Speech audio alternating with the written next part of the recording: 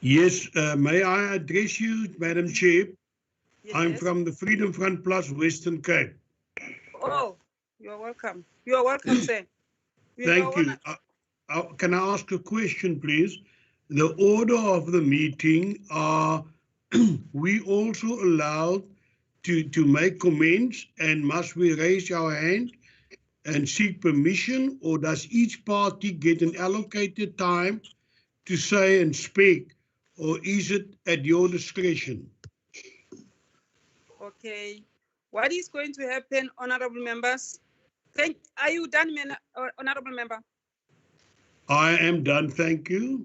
Okay. What is going to happen, because we are in visual meeting, I cannot say. I'm going to call all members that are in the meeting by names to participate. Every members that is in the meeting is going to participate. But when we come to vote, honorable members, I don't know, honorable chair, honorable member from the Free State, are you permanent delegate, or you are you permanent delegate? If you're referring to me, I'm not from the Free State. I'm provincial MPL of the Freedom Front Plus, Peter Murray. I think Okay, Chair. no, because it's a committee meeting. But Aska? Chair, the rules state that any honourable member can participate in the meeting, whether they are from the legislature or from the committee. The meeting will follow that the department will present at the end of the session. The chairperson will then give each member, whether they are from the committee or the legislature, who's on the platform, a chance to ask questions. Only members of the committee can vote for matters of the committee. Thanks. Okay. You are answered, honorable member from Free State. Freedom Front Plus, not Free State, Western Cape. But I am satisfied with the response. Maybe I should, okay, it's my fault. Maybe I should show you my ugly face, and then you will understand who I am. No. I'm from the Western Cape, and I'm from the Freedom Front Plus, the new kid on the block. Yeah. Oh, Western Cape, not Free State. Okay. Not Free State. Okay, I understand. Okay. No, I was asking honorable members, do you agree with the agenda so that we can continue with our meeting, honorable members? Yes, we agree, Chairperson. Okay, thank you. Any seconder? Any seconder? Honorable Ngwenya? Good morning, Chair. How are you? I'm good, and you? House Chair? Yes.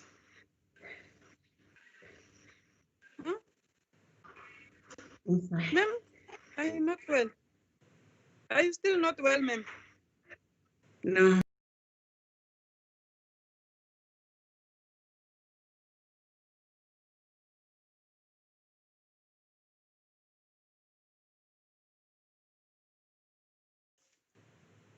The apology from our side, Aska.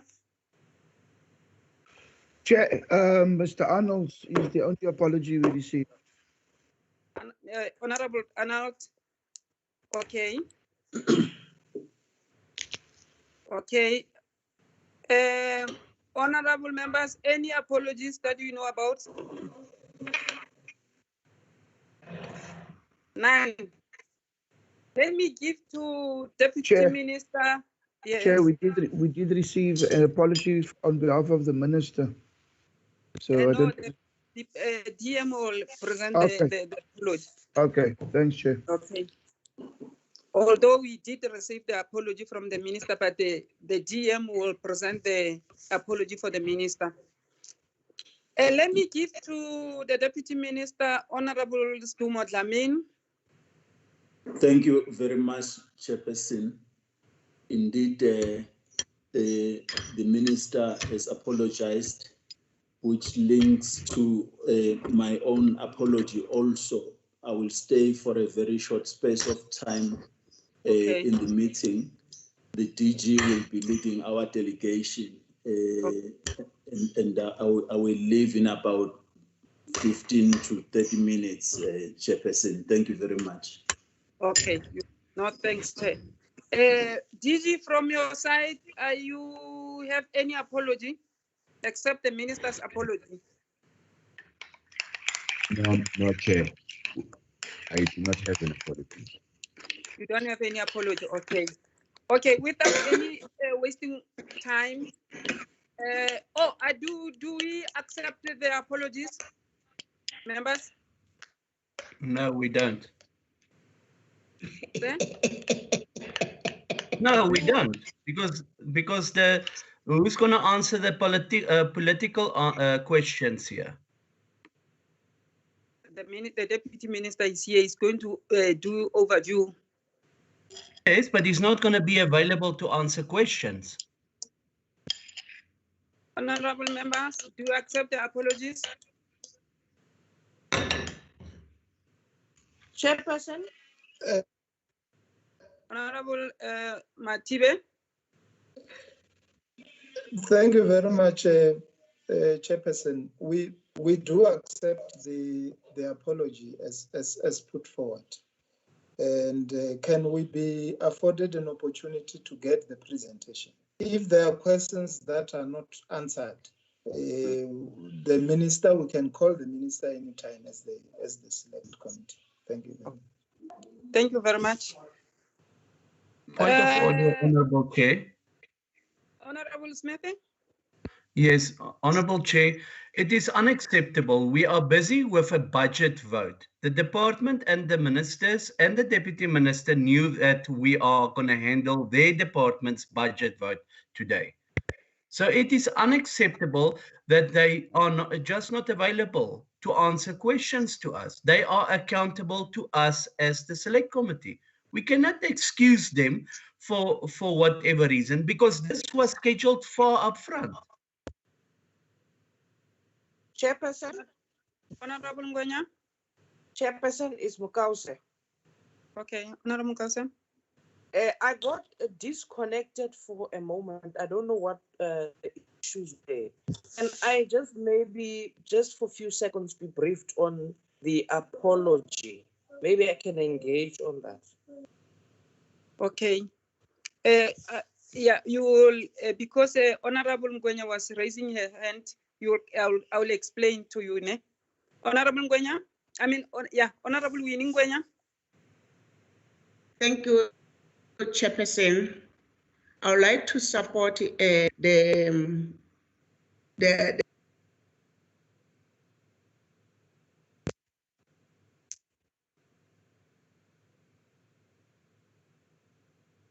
Honorable Winnie? Honorable Ngwenya? Mama, we can't hear you. You are You're muted. Chair. You are muted.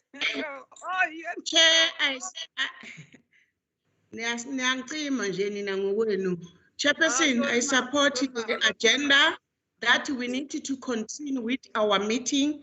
And if ever, Chairperson, there are questions that are not answered, then those questions then will ask the department also to come and answer those questions. Let us continue with our meeting. Thank you. Thank you very much. Honorable, but keep revolutionaries here. Honorable Lindiwe Bibi and Memam Honorable Mukausa, you will follow. Okay, thank you so much, Comrade Honorable Chair. I concur with Honorable Ngwenya to say that we must continue with the meeting.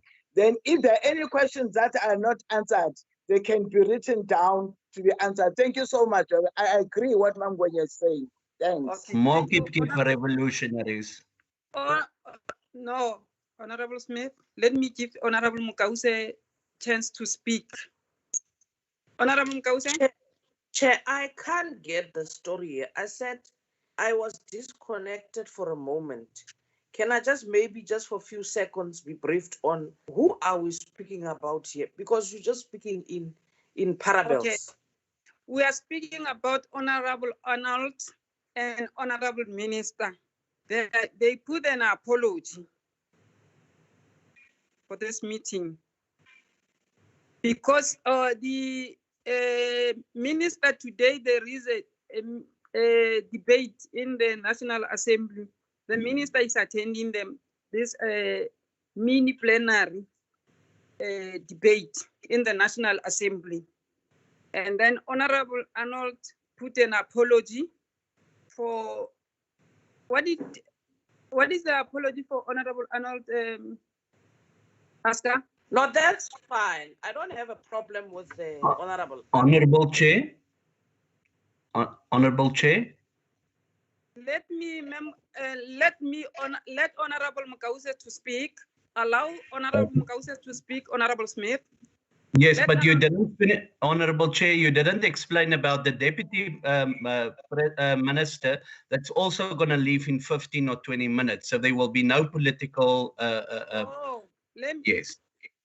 Let me... Okay. The Deputy Minister, Honorable members, he had appointment to the doctor at 10 o'clock. That is why he's leaving.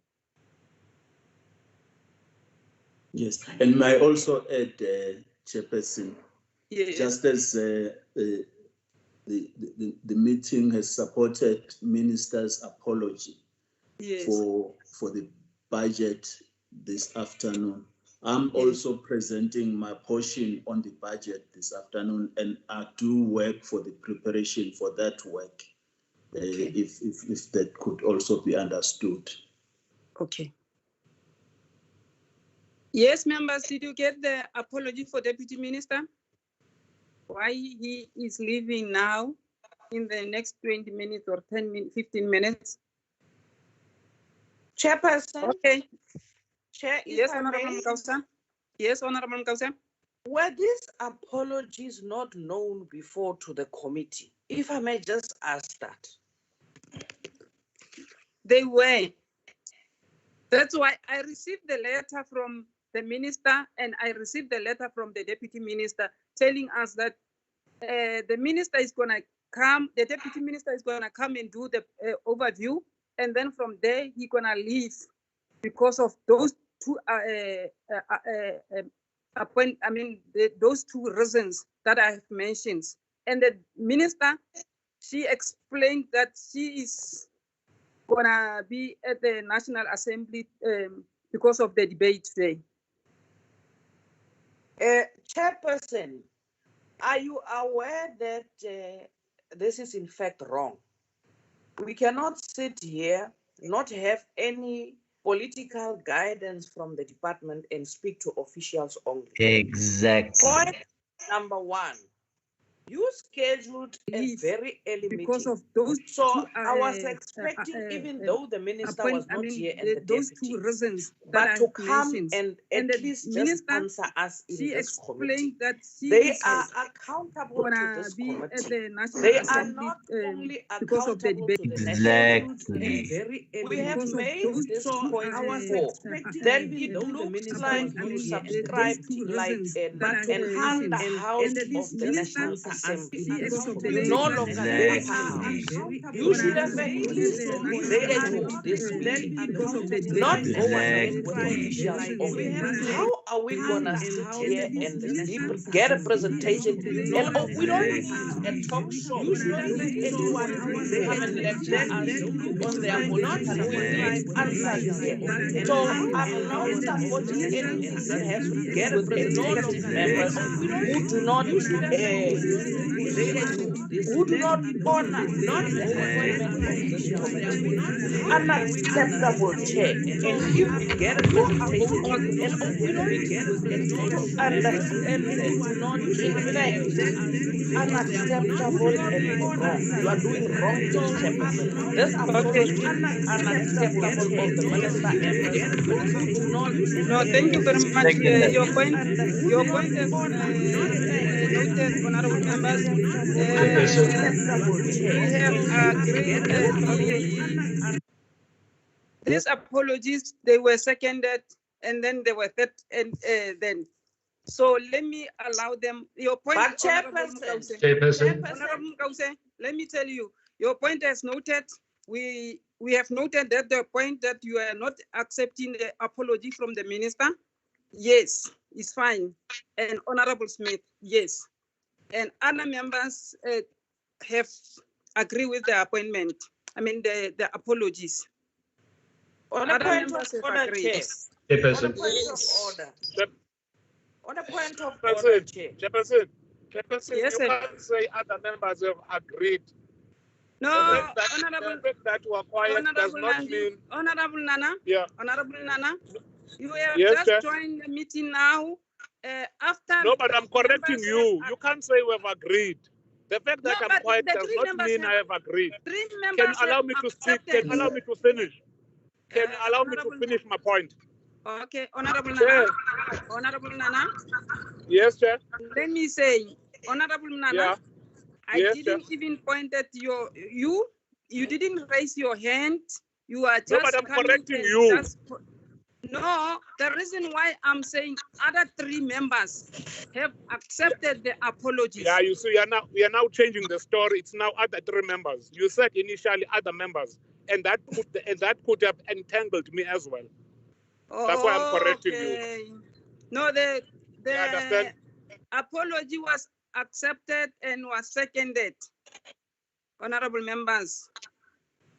So any question that is related to the political questions, we will send to the minister. Like we said, at any time we can call the minister. On a point of order, Chair.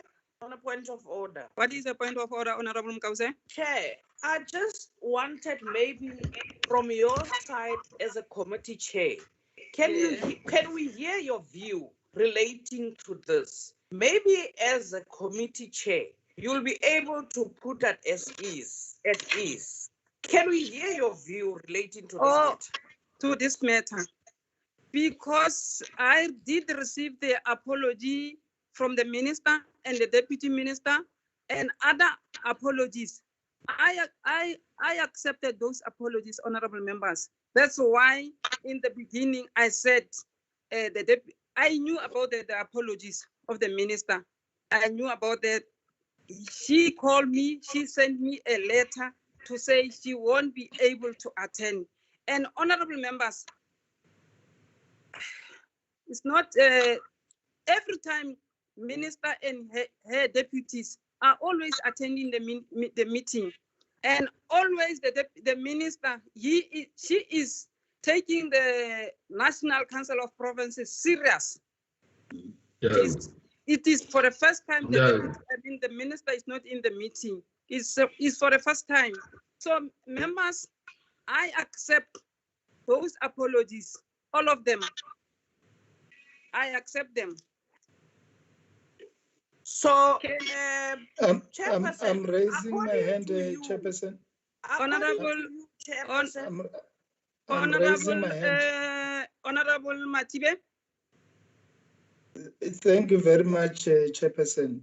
I think we must acknowledge that the committee is not happy, that the political leadership is not here.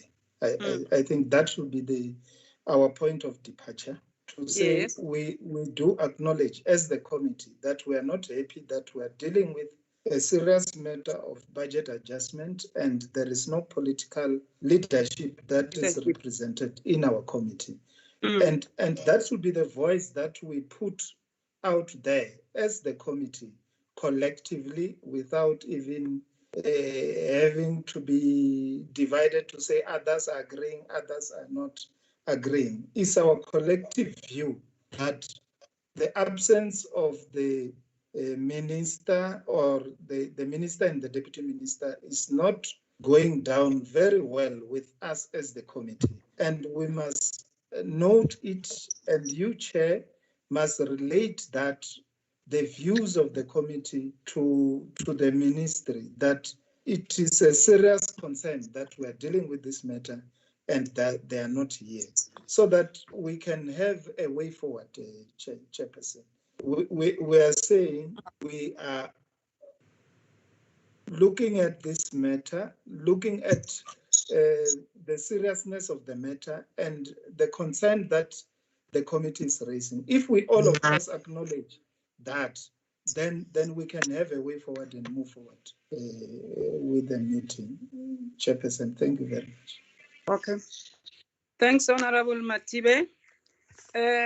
With this explanation from the Honorable Matibe, can we receive the presentation from the department, and all of us, we must accept what Honorable Matibe has said. This is a very serious meeting whereby we need a political decision. So let me allow the Deputy Minister to present, to do an overview, and then from there, we allow the department to present. Yes, thanks, Chairperson. I note already that time for starting has been dragged because of this constructive debate that has just happened and corrections that have just happened. I was close to saying I would withdraw my leaving in 15 minutes or 20 minutes time and stay for the meeting at least until it finishes, which is what I will do. Okay. Not because I'm afraid, but because I realize that that point that is made by the member of parliament here is very, very important. The roles to be played by the political leadership. So I will stay for the whilst we are continuing with the meeting, and want to encourage all of you. This is about the country. This is not about us as individuals, and allow the chair to lead us as she has started with the department being led by our DG, Mr. Shaban. I will not waste time. I will sit and observe. Thanks very much, Chairperson. Thank you very much, DM, for your consideration. Let's allow the DG to present. DG? Thank you, Honorable Chair, honorable members. I know you have deliberated on this matter, but I just wanted to also add in the Minister's apology that she's currently sitting at the National Coronavirus Command Council and Cabinet this morning, and then only in the afternoon is she going to the debate. So there's that clash between those two meetings. I just thought that for the record, I need to mention that. Okay, thank you. We have a team from the department, the different DDGs, honorable members. If I may just, my name is Mtutuzi Shabane, the DG. I will ask my colleagues to quickly introduce themselves. We've got the Chief Land Claims Commissioner here.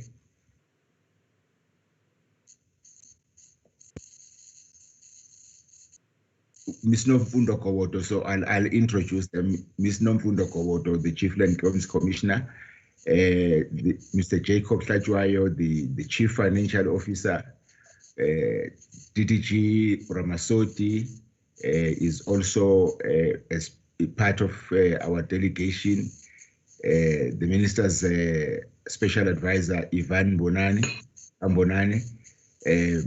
Miss Rendani Satiki and Miss Pumeza Kubuza and Alicia Stevens. That is the team. We've got. That is the team from the department. Honorable Chair, we have not made this presentation before since we have become a merged department. The presentation, if it can be put on slideshow so that we can be, it can look much better or read better. So this is a presentation of the merged department, the previous two departments being the former Department of Rural Development and Land Reform, the former Department of Agriculture, Forestry and Fisheries, that have since merged into one Department of Agriculture, Land Reform and Rural Development. That is the list of the acronyms that you will see in the presentation, honorable members. We will explain them if the need arises. Can I move to the next slide?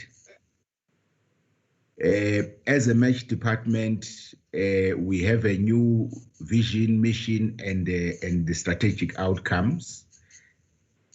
The vision of the department is to achieve equitable access to land, integrated rural development, sustainable agriculture and food security for all. And there is the mission to accelerate land reform, catalyze rural development, improve agricultural production to stimulate economic development and through food security. Those are the values. I will not be reading each one of them. Can we move to the next slide? The 5-year strategic plan of the department is anchored on 5 strategic outcomes. This is how in 5 years' time the department will measure or will be measured on whether it has succeeded to fulfill its mandate. It will be measured on the basis of whether it has achieved improved governance and service excellence in the offering of services, whether it's payment of service providers within 30 days, whether it's proper management of staff and other related issues. It will also be measured on whether special transformation and effective land administration has been achieved over the next 5 years.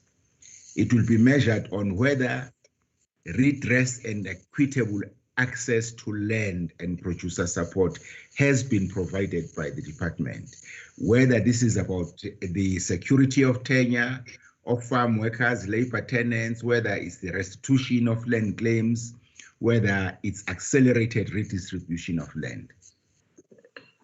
It will also be measured as a 4th outcome on whether we have an increased agricultural production in the country across the spectrum of farmers, be they small or be they large commercial farmers.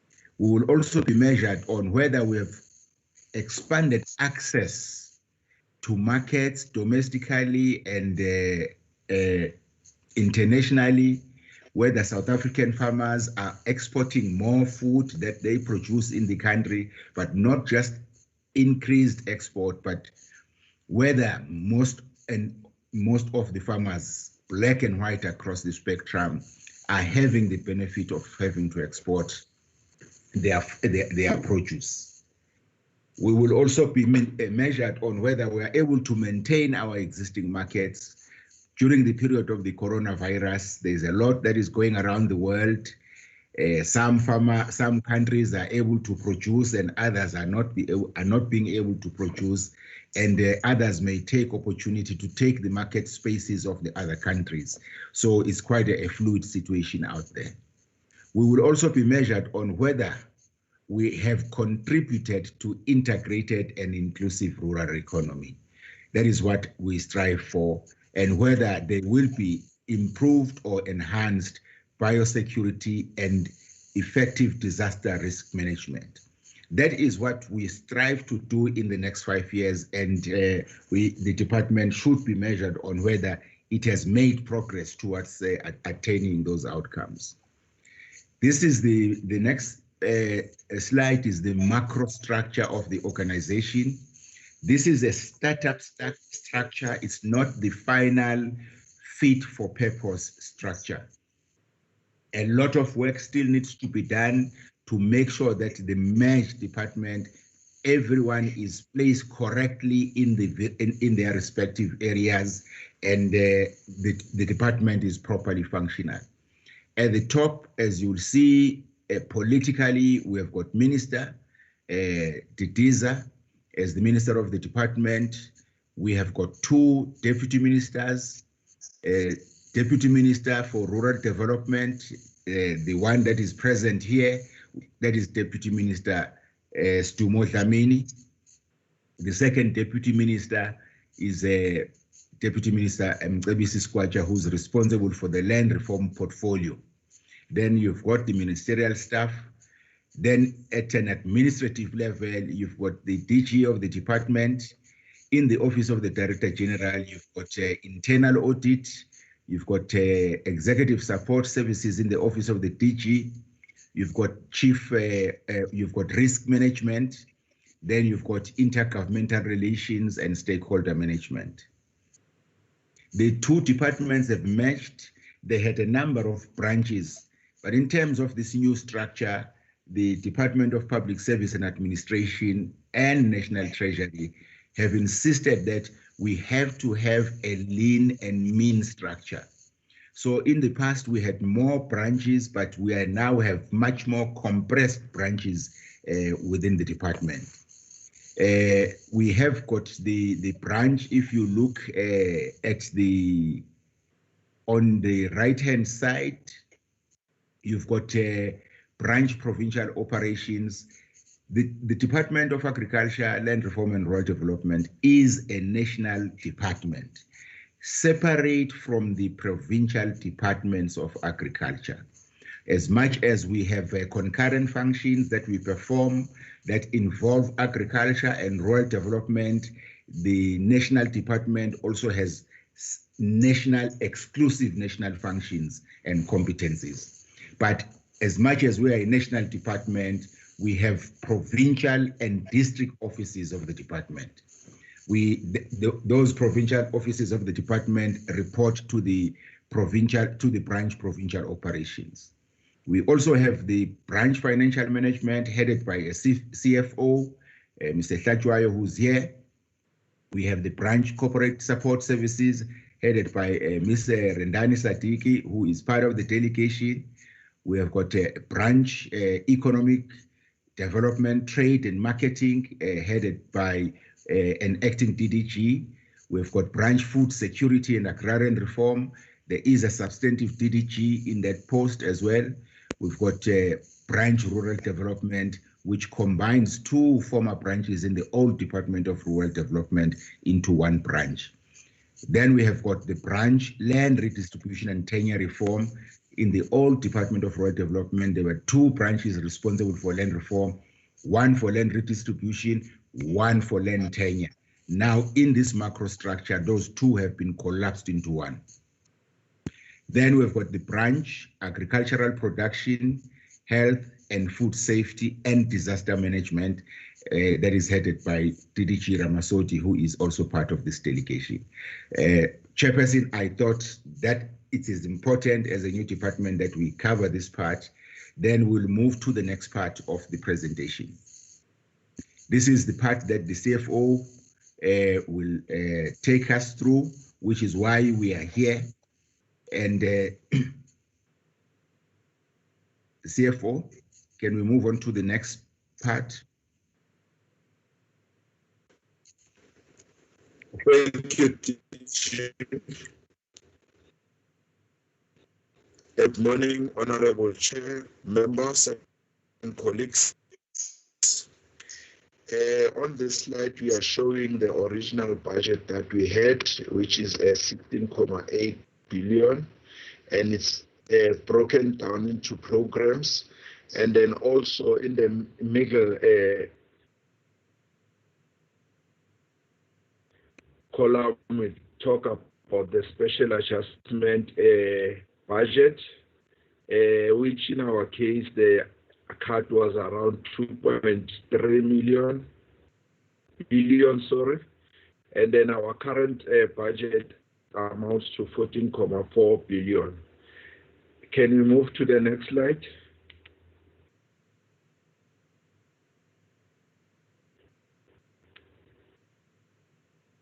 Can I kindly ask that we move to the next slide?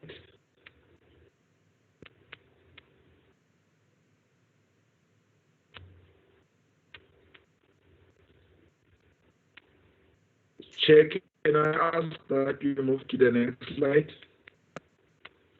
The next slide talks about the economic classification. You would notice that under compensation of employees, there's a cut of 300 million, and then which leaves us with a budget of 4. Can you go back, please? Yeah, true.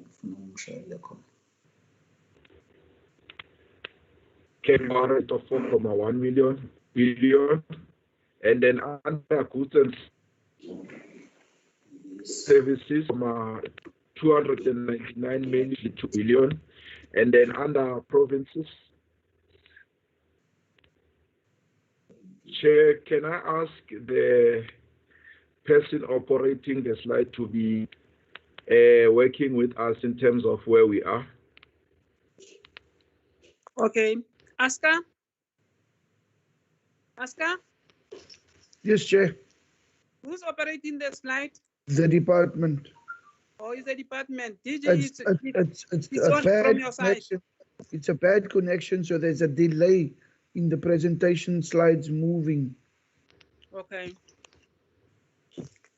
CFO? Can I continue? Yes, CFO. Thank you. And I was saying under provinces and municipalities, there's a cut of 437 million, which leaves us with a 1.7 billion budget. And then under the departmental agencies, which are our state agencies, the cut is 338 million, and we are left with a budget of 2 billion. And then under public corporations, there's a cut of 393 million. And then under household, there's a cut of 624 million. Can we move to the next slide? And then here's the breakdown around the departmental agencies. I will concentrate on those where we've got cuts. There's a cut of 443 under agricultural holding account. And then there's a cut of 44 million under Office of the Vola General. And we have supplemented the budget of the deeds trading account by 150 million. Next slide, please. Then this is our conditional grants under Ilima Litsima. We've got the various provinces, and the cuts for the whole provinces, it's 120 million. And there's a breakdown around that. I would not go through that. Can we go to the next one?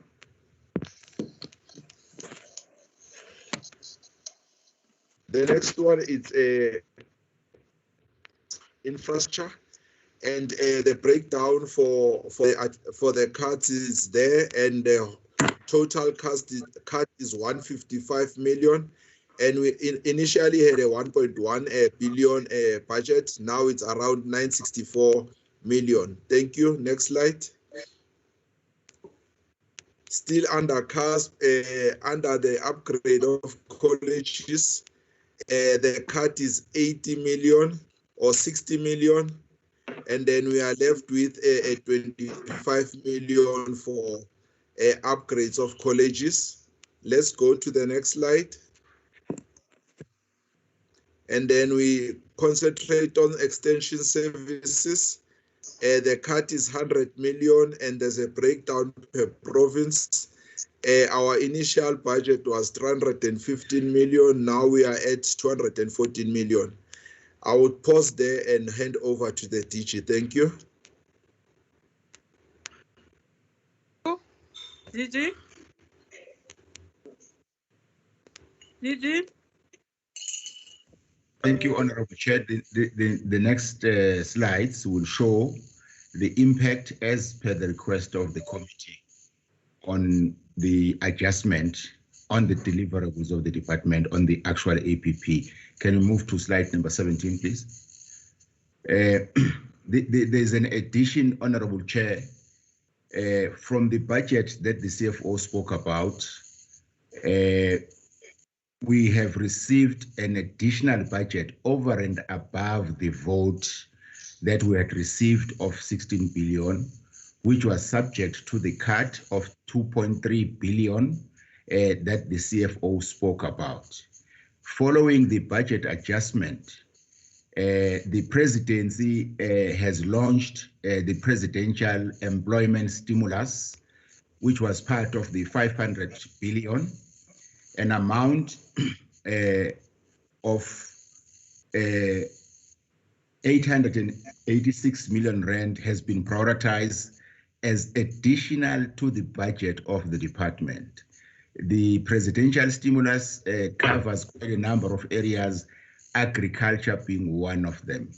In the presidential stimulus package, the focus in 2020-21 financial year will be supporting smallholder farmers at a household level with a minimum grant to buy inputs of about 12,500 as a minimum. The target is 50,000 subsistence farmers at a household level. That is the amount that is allocated. It is additional to the budget allocation. It was not part of the original allocation that was affected by the adjusted by the budget adjustment. So we have to reflect that. We have requested that our APP be amended to include the presidential employment stimulus as an addition to the APP of the department, because we have to report to Parliament about it. We have to report to National Treasury and the presidency about it. Can we move on? Now, this then deals with the individual programs of the department. This is the program 1. This is the APP with those outputs that are outlined there, where we hope to achieve an unqualified audit opinion, to pay 100% of invoices within 30 days, and to comply with all management compliance management frameworks. The next slide.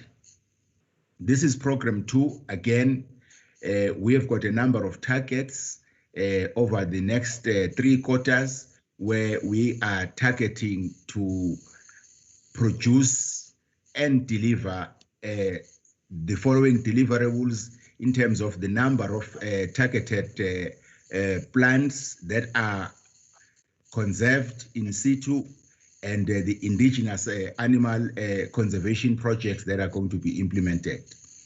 This program this part of the program has not been affected by the cut. This is where we're trying to demonstrate the impact. Program 2 has not been severely, this part of the targets have not been affected by the budget adjustment. The next slide. Similarly, in this particular area, Chairperson, there is no change in the APP that we tabled to Parliament. What we have done is just a bit of adjustment in terms of the targets because of the impact of the national state of disaster with regard to travel restrictions. We had initially, we are hoping that we will be able to deliver all those targets within those specified periods of time, although there is still not sufficient flexibility in terms of movement, but this section of the APP is not affected by the budget adjustment. Slide 22.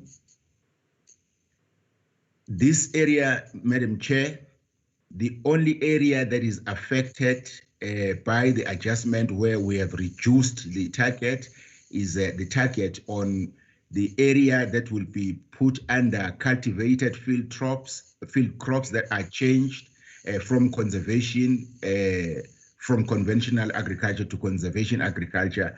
The target initially was 10,000 hectares. The target has been just adjusted to about 5,000 hectares.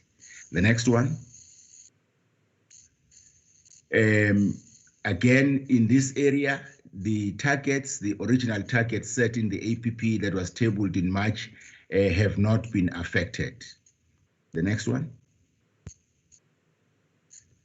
Again, here, there are no changes to the original targets because the budget has not had an impact in this area. The next one.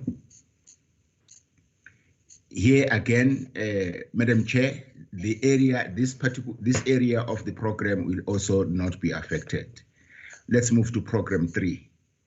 Program 3, Chairperson, this is a program that has been severely affected, as we will show in the presentation. I have already spoken to this addition that is under yellow, 4.1.3, where this is an addition from the additional budget from the presidential employment stimulus, which was not in our original APP. It's in addition to the budget allocation that we had received. Slide number 28. Here, honorable members, the area that has been affected is 4.2.2 there. That is the number of students that were enrolled in the agricultural colleges. The original target was initially 1,100. Now it's 800 students that are enrolled in agricultural colleges across the country that will work with to support. The next slide. Again, here, this is an area that also has been affected. Initially, we had targeted to transfer the land. These are the areas that are called the former colored rural reserves. They are largely prevalent in the Western Cape, Northern Cape, very small number of them in the Eastern Cape, and I think there's just but one in the Free State. Initially, our target was 21 of these areas to be transferred to those communities.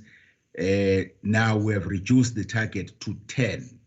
It's both a question of time, Chairperson, with the restrictions on movement, but also with the budget adjustment in a small way. The next one. This one, Chairperson, is an area that is, in a sense, has had minimum impact.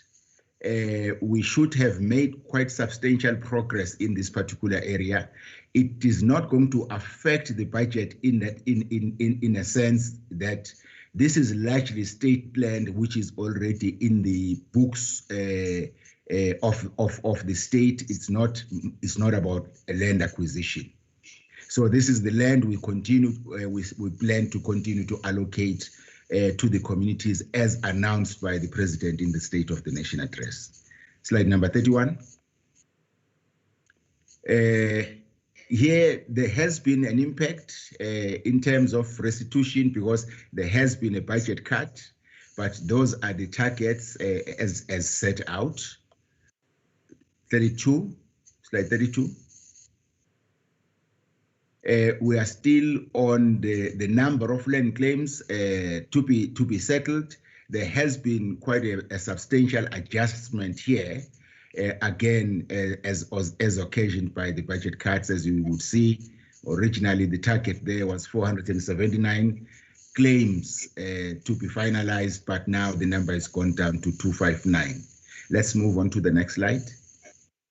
You will see, honorable members, in each one of those we've got a budget breakdown.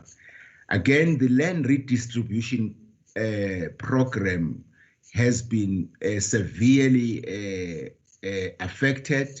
The major part, more than 400 million of that 2.3 billion, also comes from this particular area. Initially, the target was going to be 50,000 hectares to be acquired and allocated. We can now only, in fact, this year, Chairperson, we don't have new money, as it were, in terms of the 2020-21 budget allocation. The land that will be reflected there will be transactions that were in the pipeline in the previous financial year. We'll just focus on transferring those 23,973 hectares. This area is severely impacted in terms of the budget. Slide number 34.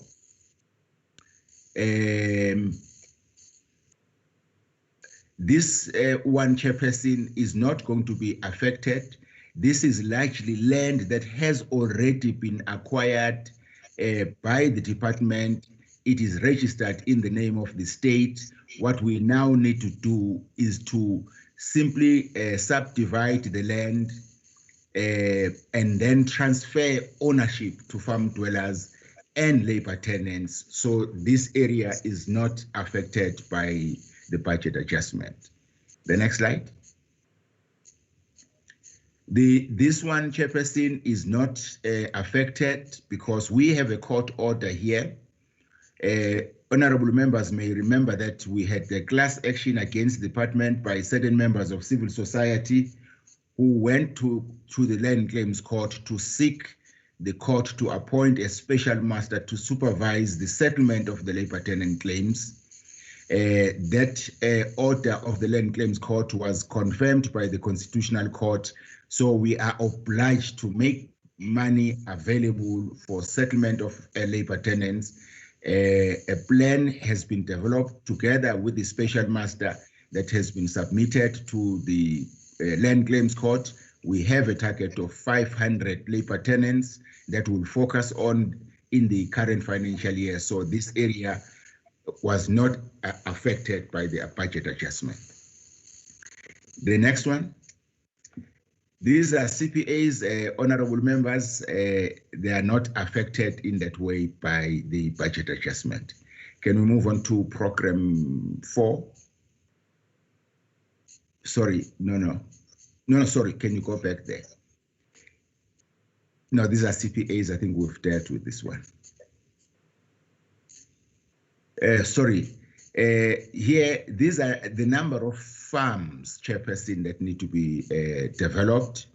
Again, this is an area where the department provides land development support to the farmers.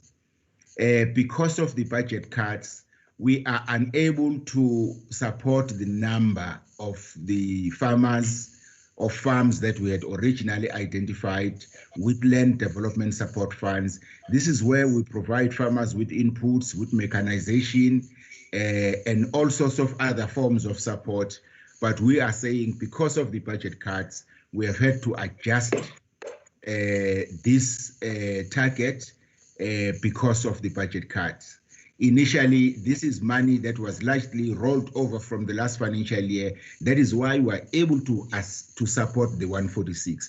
Otherwise, in terms of the budget cuts, we would not have been able in the current financial year to provide any form of land development support. Slide 39. This is the NARISEC. Again, our ambition was to see quite a number of young people recruited from various district municipalities across the country, enrolled into our colleges, but we now have to focus on a very small number of NARISEC youth. Our focus is going to be largely providing the placement and training of youth that have been on the program in the past and be deploying them in the areas where we are operating. Otherwise, the target would have been much bigger. The adjustment of the target looks at 1,433. but the number has increased because we are including in the number youth that are already in the program. So there is a small number of new intake that is coming into the program. Ordinarily, for instance, in the last financial year, we had recruited more than 1,900 coming into the program. That number is much more reduced. So we are continuing to support those that are in the system instead of bringing in new young people into the program as a result of budget cuts. We would have wanted to do more, but we are unable to do so. Similarly, we've got production farmer support program, which is part of our rural development program. This is where we provide, again, mechanization centers, where we've got tractors, we store fertilizer, other inputs for the farmers. We had initially thought that we'd be able to support about 24 across the country. Because of budget cuts, we have had to reduce the budget to 15 across the country. As you can see in the budget breakdown, the biggest number here that will be supporting is in the Free State. The next slide. These are more generic inputs. They are largely policy driven. They are more in terms of driving existing initiatives. There's no budget implications for the targets under this particular program, Economic Development, Trade and Marketing, insofar as the Agri-BE and the trade agreements are concerned. The next one. Similarly here, these are not affected. And the next one. The same thing here, this will not be affected. Can we go to slide number 46? Again, here, Chairperson, there are no changes in terms of Program 6. This is where we are dealing with your spatial planning, land use management, our deeds offices, the modernization of the deeds office, moving away from a paper-based system to digital platform, almost similar to e-filing at SARS. But we are also looking at developing a land and integrated national land system. This is not going to be impacted by the budget. The next one, the last one, I think. Here, Chairperson, it's the Deeds Amendment Bill, which we seek to bring to Parliament. And we have developed the National Special Development Framework. So we are hoping that we can implement those particular targets. They have not been affected by the budget adjustment process. Chairperson, that is the presentation. Thank you very much. Thank you very much, DG. DM, do you have anything to add before I can give to honorable members to ask questions? Chairperson, there would be nothing to add from me. Safe to say that indeed it's a very difficult process we have to go through. The financial resources are really strained, but as a department, we'll continue to try and drive. Thank you very much. Okay, thank you very much, TM. Now I'm gonna give to honorable members. Honorable Mokause, Honorable Tlute, Honorable Ngwenya, Honorable Smith, Honorable will follow by Honorable Nana. Oh, no, sorry. Yeah, Honorable Nana. Then will follow by Honorable Mtsube. And then will follow by Honorable Laboskafni. Followed by Honorable PP. And will follow by, yeah, Honorable Mkause.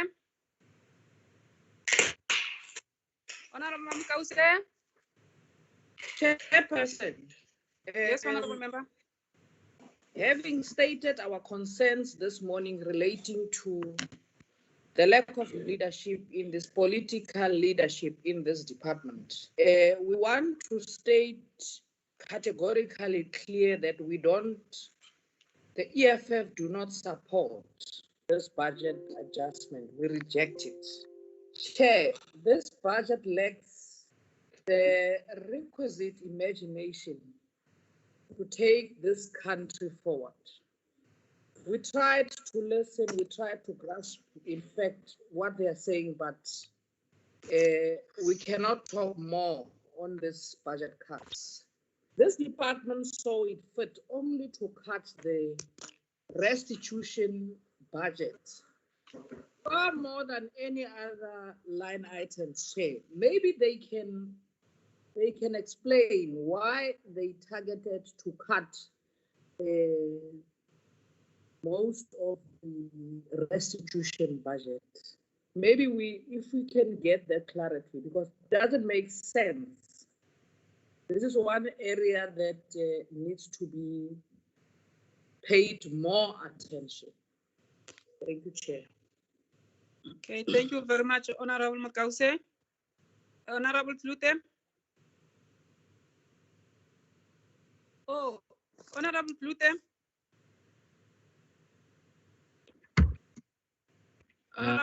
Yes, thank you, Chair. Yes, I just want to add my concern about the fact that the minister is not here today. It's actually quite irregular. It's one thing to say she takes the select committee seriously, but again we see a minister not being here. And one wonders whether the minister and the political leadership actually has any regard for the constitution. Saying that, I'm also concerned about the fact that big amount is being taken away from I think the line item that says food security, and that is a cause of concern, a source of concern. Maybe partly because the department still doesn't have a real guiding document such as a white paper, and that's something we needed to discuss with the department or with the minister as well, because that's where political leadership is actually important. So I've been covered. I just want to raise my concerns about the minister not being here. We all have debates today, and I've just learned that the debate is only at 4 o'clock this afternoon. So the plenary she's going to attend. So yeah, there's no reason for her not to be here. Thank you, Chair. Thank you very much, Honorable Klute. Honorable Smith. Thank you, Honorable Chair. Am I audible? Yes, sir. Thank you very much.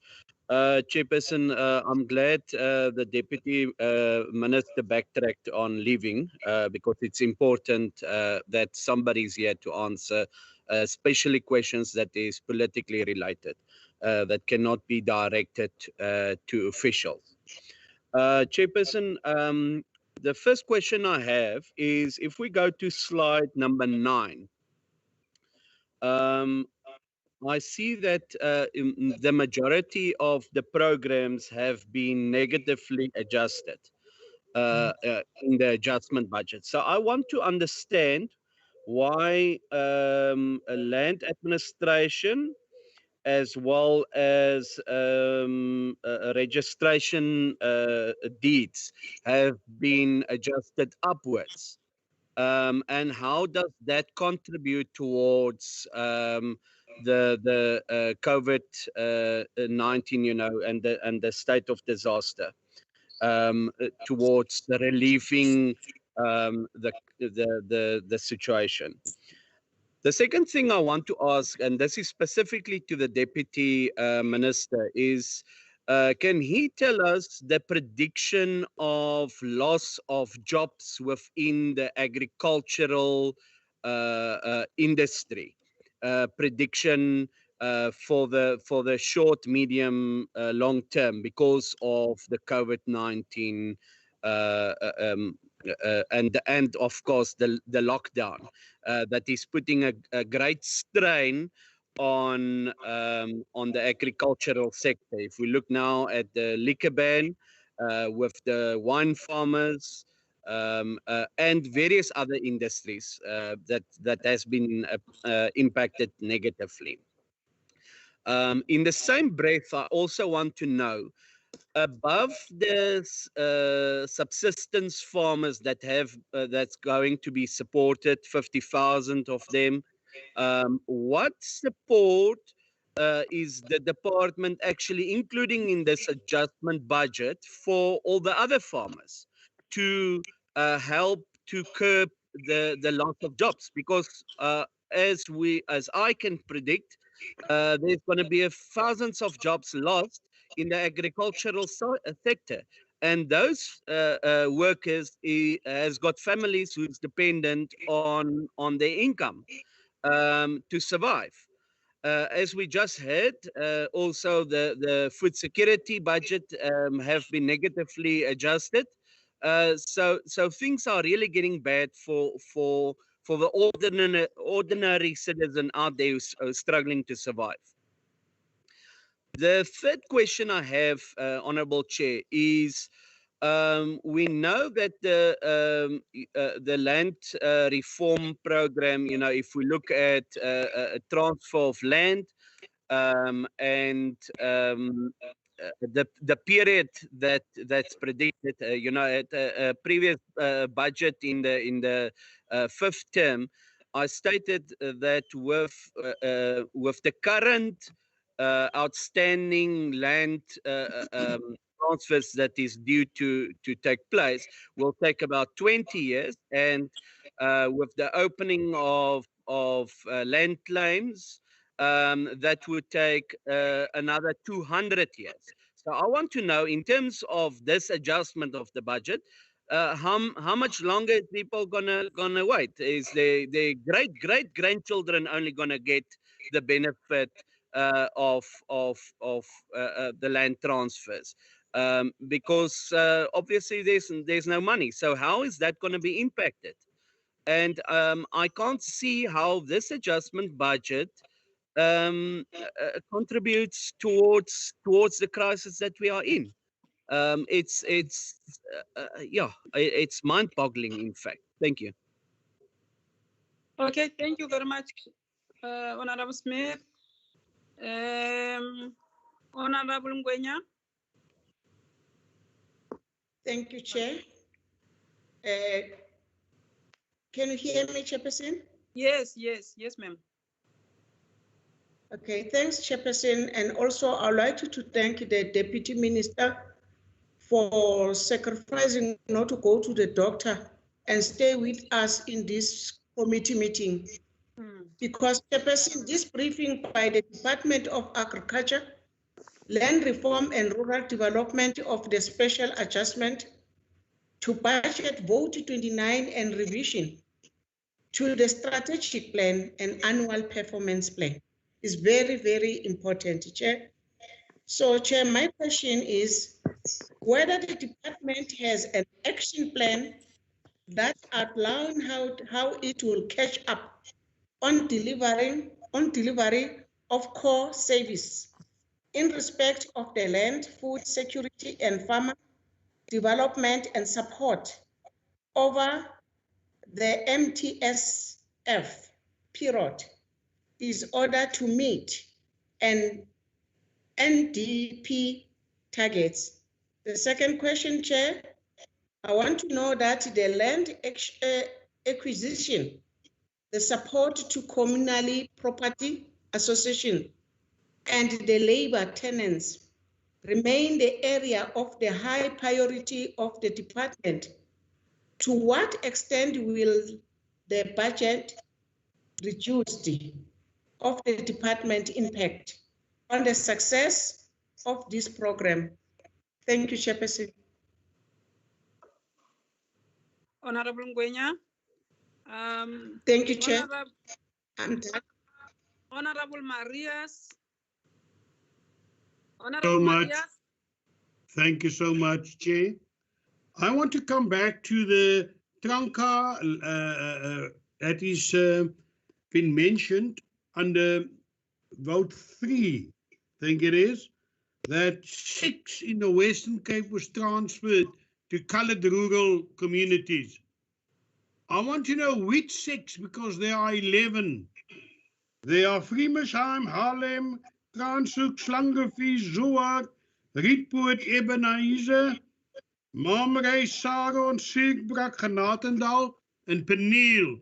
These are traditionally communally held land by coloured people in the Western Cape in the rural areas. I would like to know, only 6 were transferred. Which 6 were transferred? And I would also like to know about Amalstein, which should have been transferred into a trust, but the state took the land back because the people couldn't pay the transfer fees. I'd like to know more about that. Thank you. Honorable Marias. Honorable Nana. Yeah, thanks, Chairperson. Firstly, Chair, thank you very much, Chair. Firstly, I would want to apologize. My signal is not so good, so I may get cut off as I ask my question. Chair, Honorable Smith did cover me partly in relation to struggling farmers across the board, and also the risk that struggling of farmers poses to food security in the country. But Chair, I really want to zoom into the small wine farmers. I read over the weekend in one of the newspapers that a prediction is most of your small wine farms will have to close. And there goes employment with those closures. And you know the consequences of closing and jobs lost and all of that. And in the article they were saying unless those small farms can get international shareholders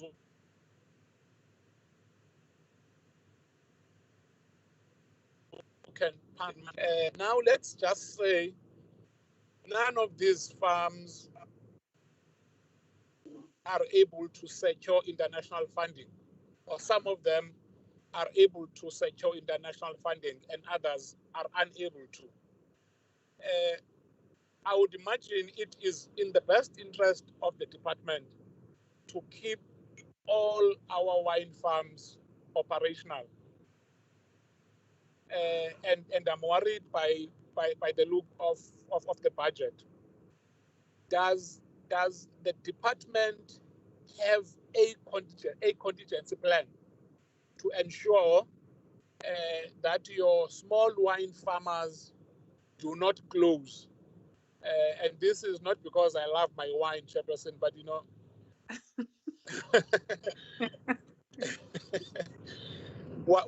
what is the plan? You miss it, Honorable Nana.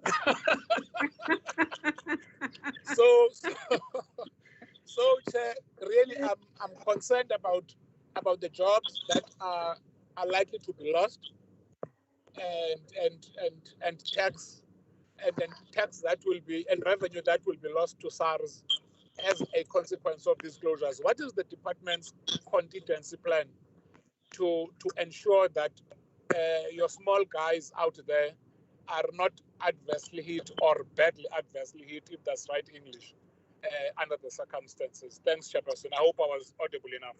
You were. We have heard that you miss your wine. Thank you very much, Honorable Smith.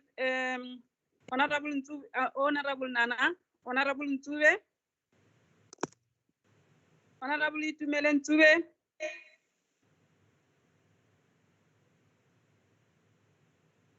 Honorable Ntube. We can hear you, but you are deep somewhere, Honorable Ntube. Let me pass. Honorable Ntube is not there. Honorable Bibi. Thank you so much, Chair. Good morning, DM. Thanks for your stay, officials, and also colleagues. Chair, I just have got two questions here, whereby I want to check with the department. Does the department has a plan which entails a provincial breakdown on how to assist farmers whose applications for COVID-19 agricultural disaster funds were unsuccessful?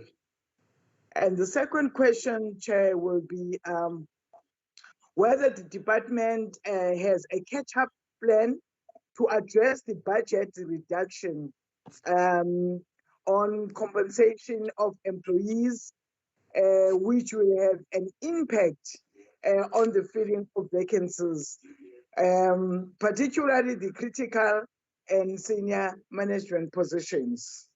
Those are the two questions for now, Chairperson. Thank you so much. Thank you very much, Honorable Bibi. Honorable Ntube. Honorable Ntube, are you still there? Honorable Matibe. Honorable Matibe. Thank you very much, Chairperson, and greetings to honorable members together with the Deputy Minister. We need to appreciate that you heard the call of the committee, that the concern, and you said you will be staying with us. Thank you very much for that.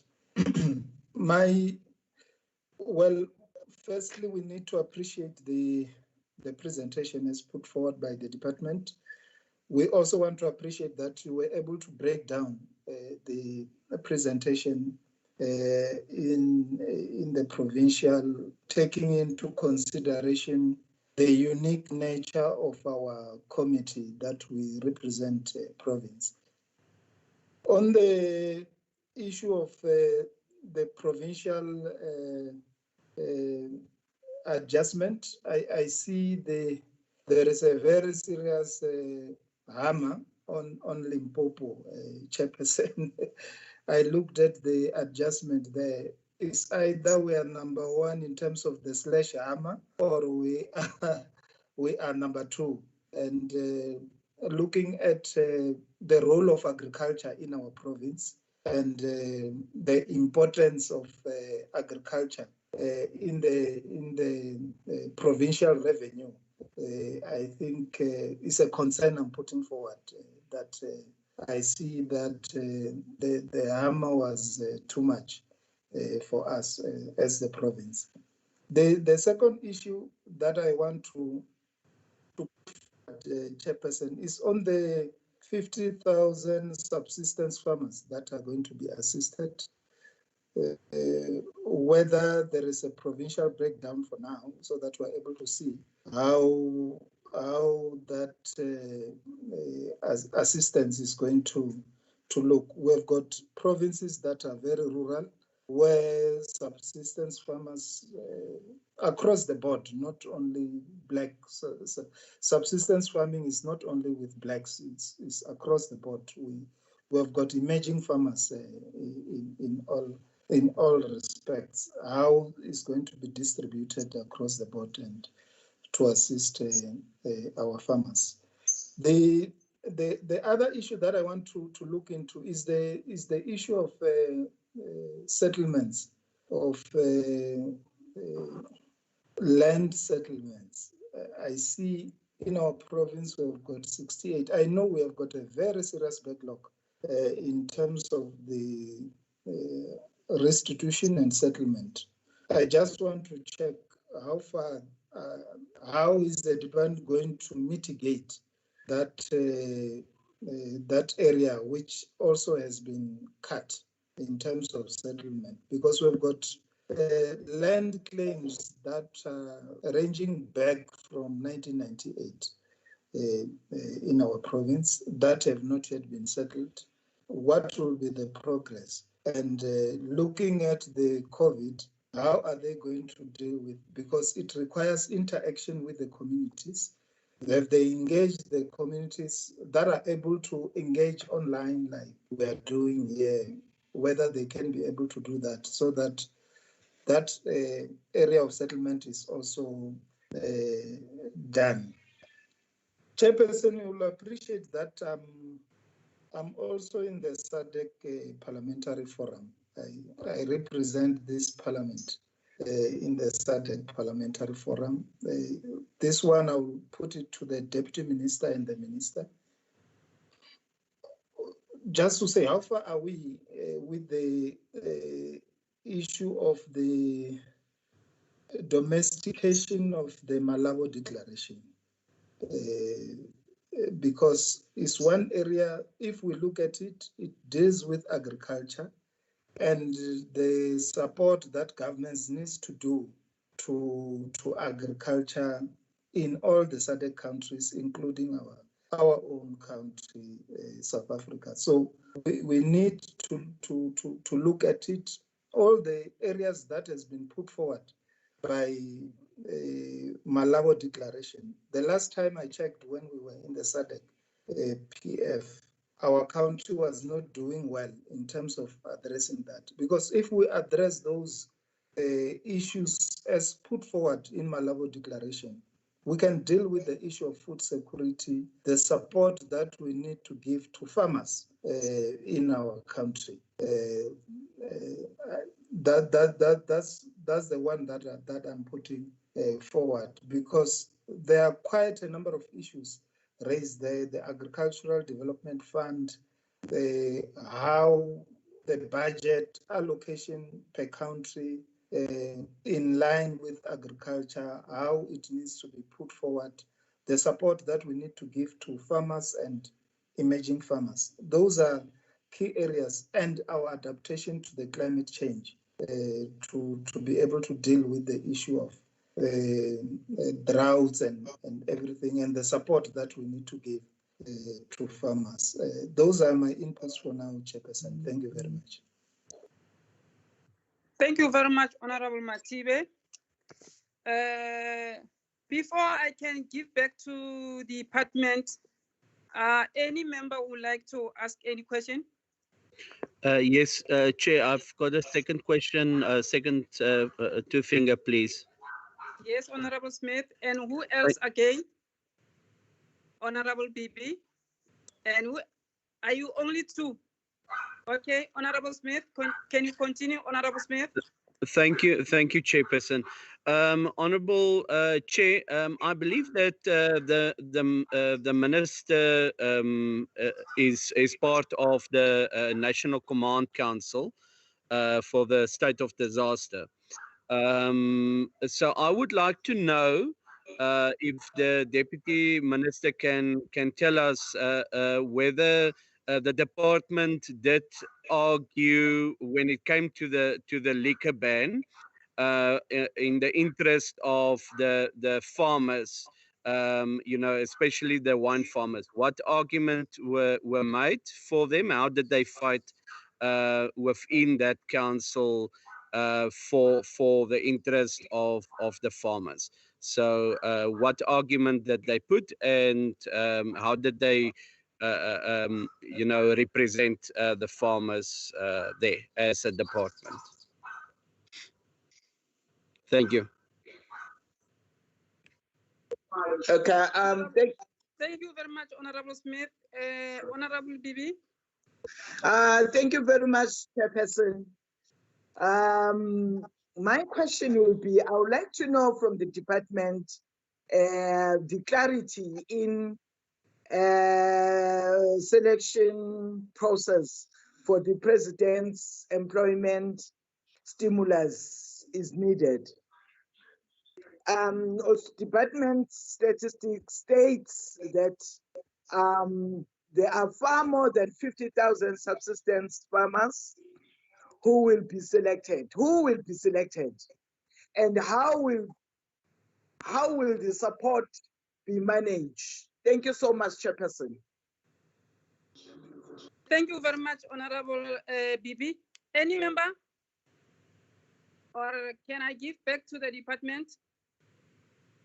Okay, let me give back to Deputy Minister, Honorable Tumo Dlamini and your team.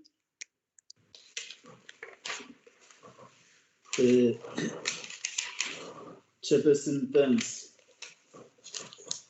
There were a few questions directed at me, of which some of them I would also appreciate when the department speaks, the DG may be free to clarify, for instance, where it pertains to the SADC work.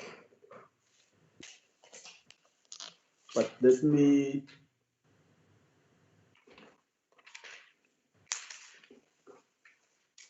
respond to these ones.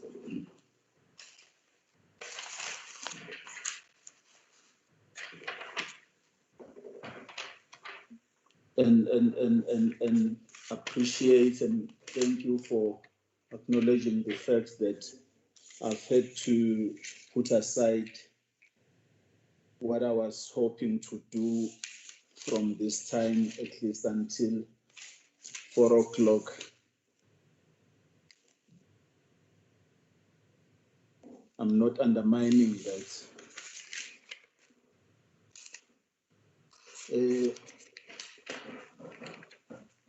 There was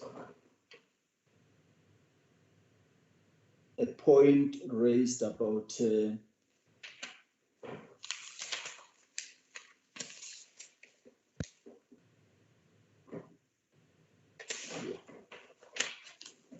I've written these things in a very clumsy paper. There was a point raised about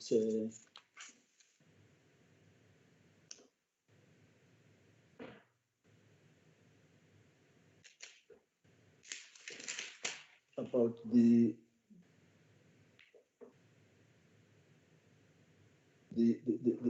Malawian Declaration. That's the area I say it has to be followed through. Perhaps if there's a detailed response, it will be important, because I personally do not sit there. The minister probably take part in that process.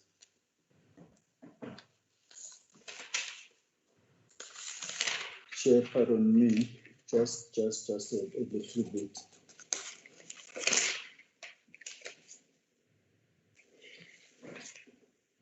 Or let me come back, Chair, after the department has presented. Can you allow the department to respond? I'll be going through these questions of mine in this big paper. DG. Thank you, GM. Chairperson, we will divide our questions amongst ourselves as team members. The Chief Land Claims Commissioner will respond to the questions that relate to restitution. Yes. The DDG Rendani Satiki will respond to the questions that relate to budget cuts with regard to compensation of employees.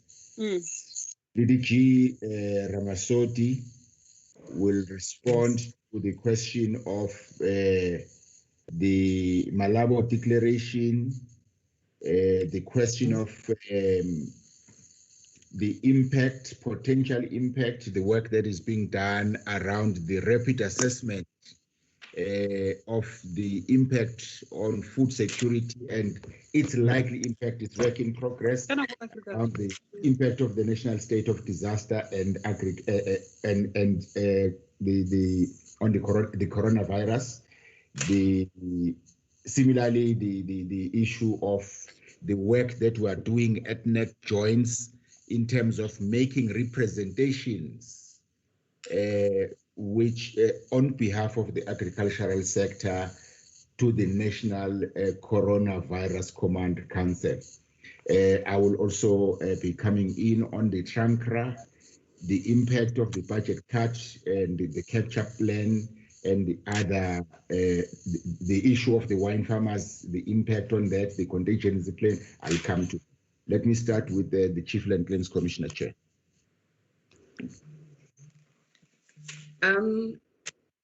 Good morning, Honorable Chair and members.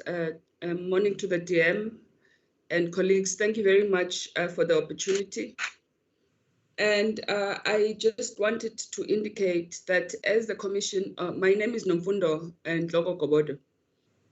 As the Commission on Restitution of Land Rights, Honorable Chair, we note concerns that have been raised by the committee members. And we would like to say that the adjusted budget for the Commission was done at the instance of National Treasury. It is not a situation where we wanted them to take away the money, but we did not really get an option. We tried to show what the impact would be on our work, but it was a situation which was beyond our control. As indicated, Chair, our APP targets have had to be revised from 475 claims to be settled to 244, and for those to be finalized from 479 to 285. Our budget has been adjusted down by about 400 million, and 300 million has been exactly at the household budget line item, which is the money that we use to actually pay for the land acquisition or financial compensation that we pay to the beneficiaries.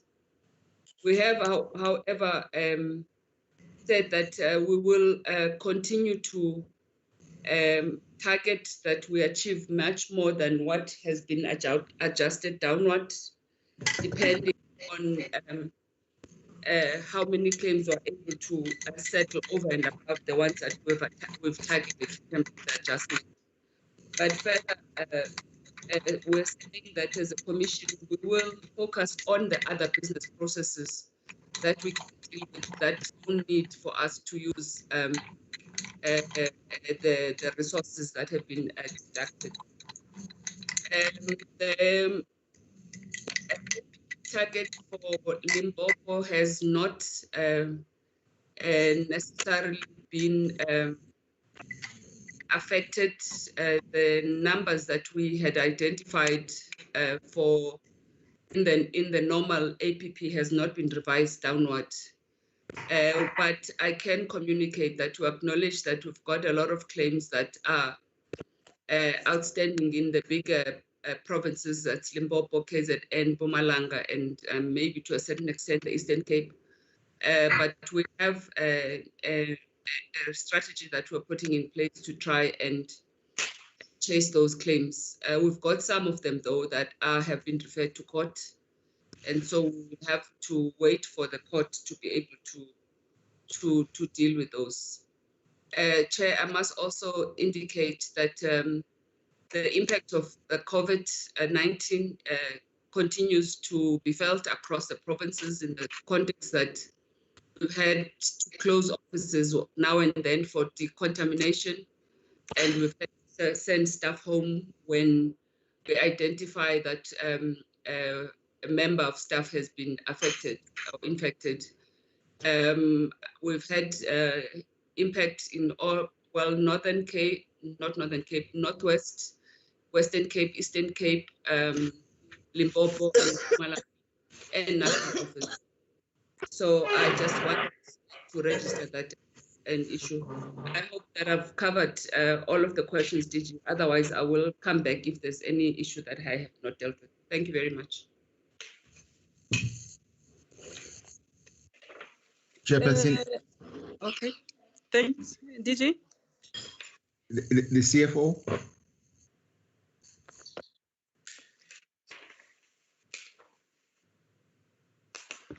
Thank you, Tichi. My comment will be on slide number 9. Why have we increased the budget by 150 million? My colleagues have already indicated that we have had offices that have been affected by COVID-19, and one of the offices is the Deeds Office, and as such, the Deeds Office has not had any revenue. We have got what we would call lost revenue because of the closure of office, but also in addition, because of that reason, there was a possibility that the staff would not be paid their monthly salaries. And as such, we had to go back to Treasury and ask for approval to transfer 150 million to the Deeds Office. Thank you, teacher. Thank you. DDG Ramasodi.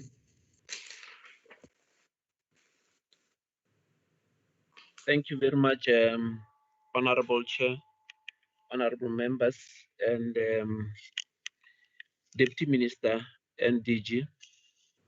The questions that were asked, I would like to start with the issue around the Malabo declarations, and thank the honorable member for that incisive question, which cuts to the issue around how we respond to the Malabo declaration.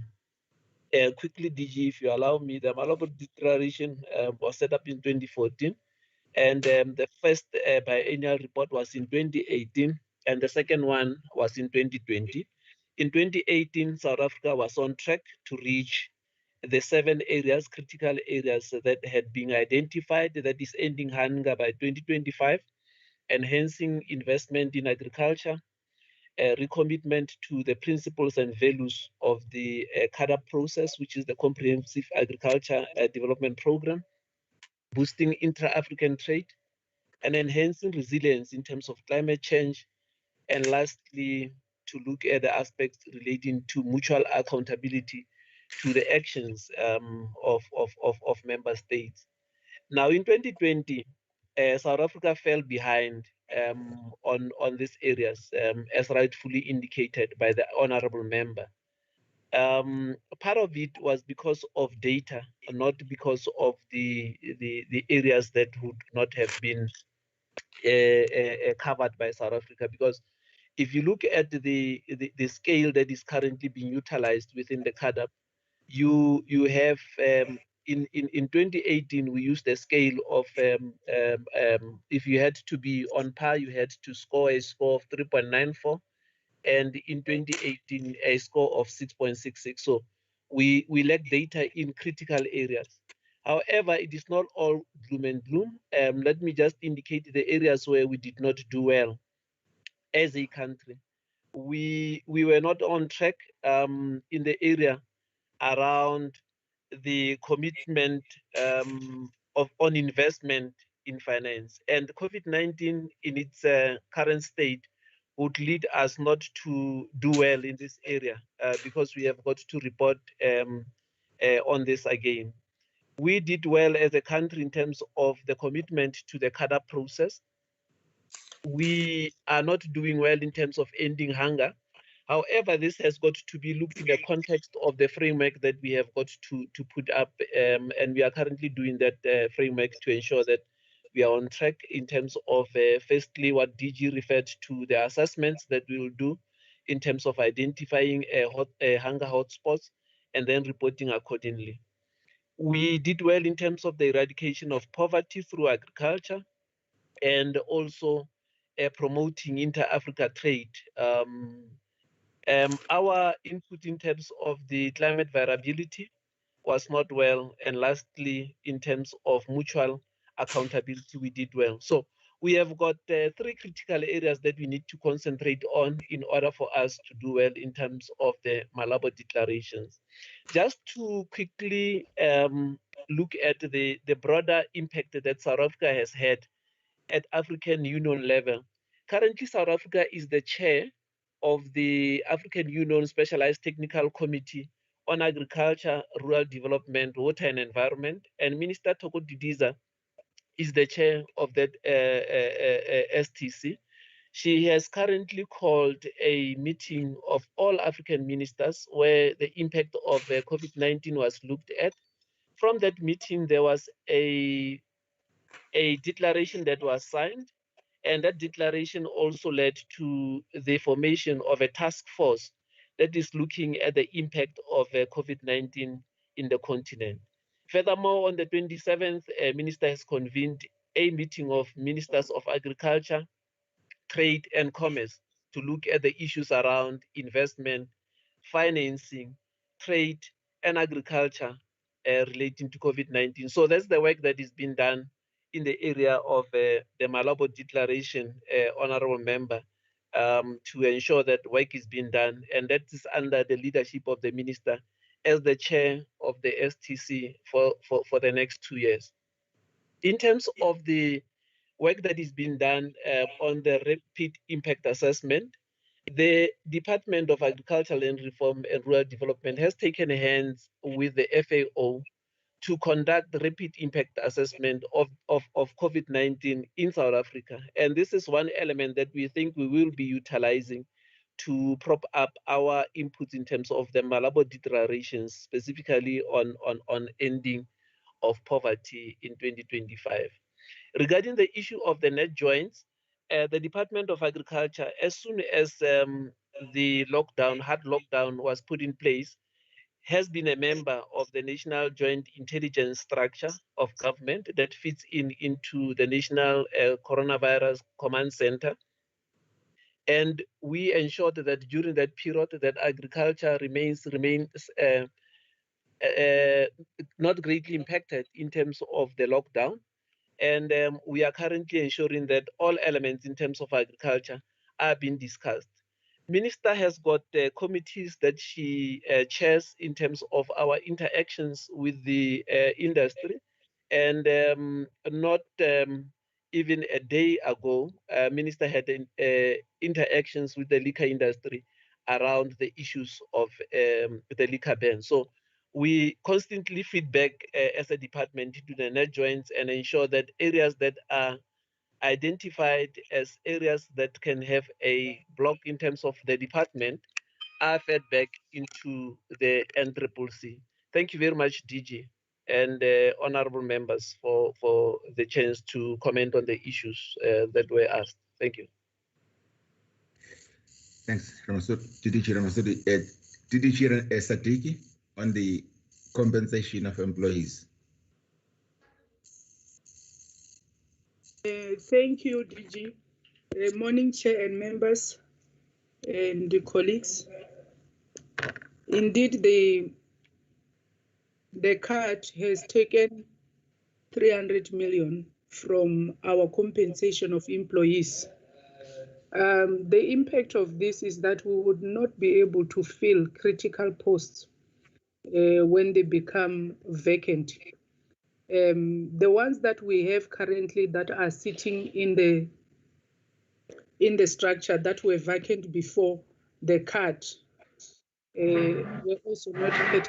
So we have even a bigger problem that due to the merger, you need quite a lot of competent skills to do the work of the department and to deliver on the mandate and the strategic objectives of the department. So we are negatively impacted by the cut of the budget. However, I think with the corona, we were in any way not going to be able to fill this post as quickly as we should be able to.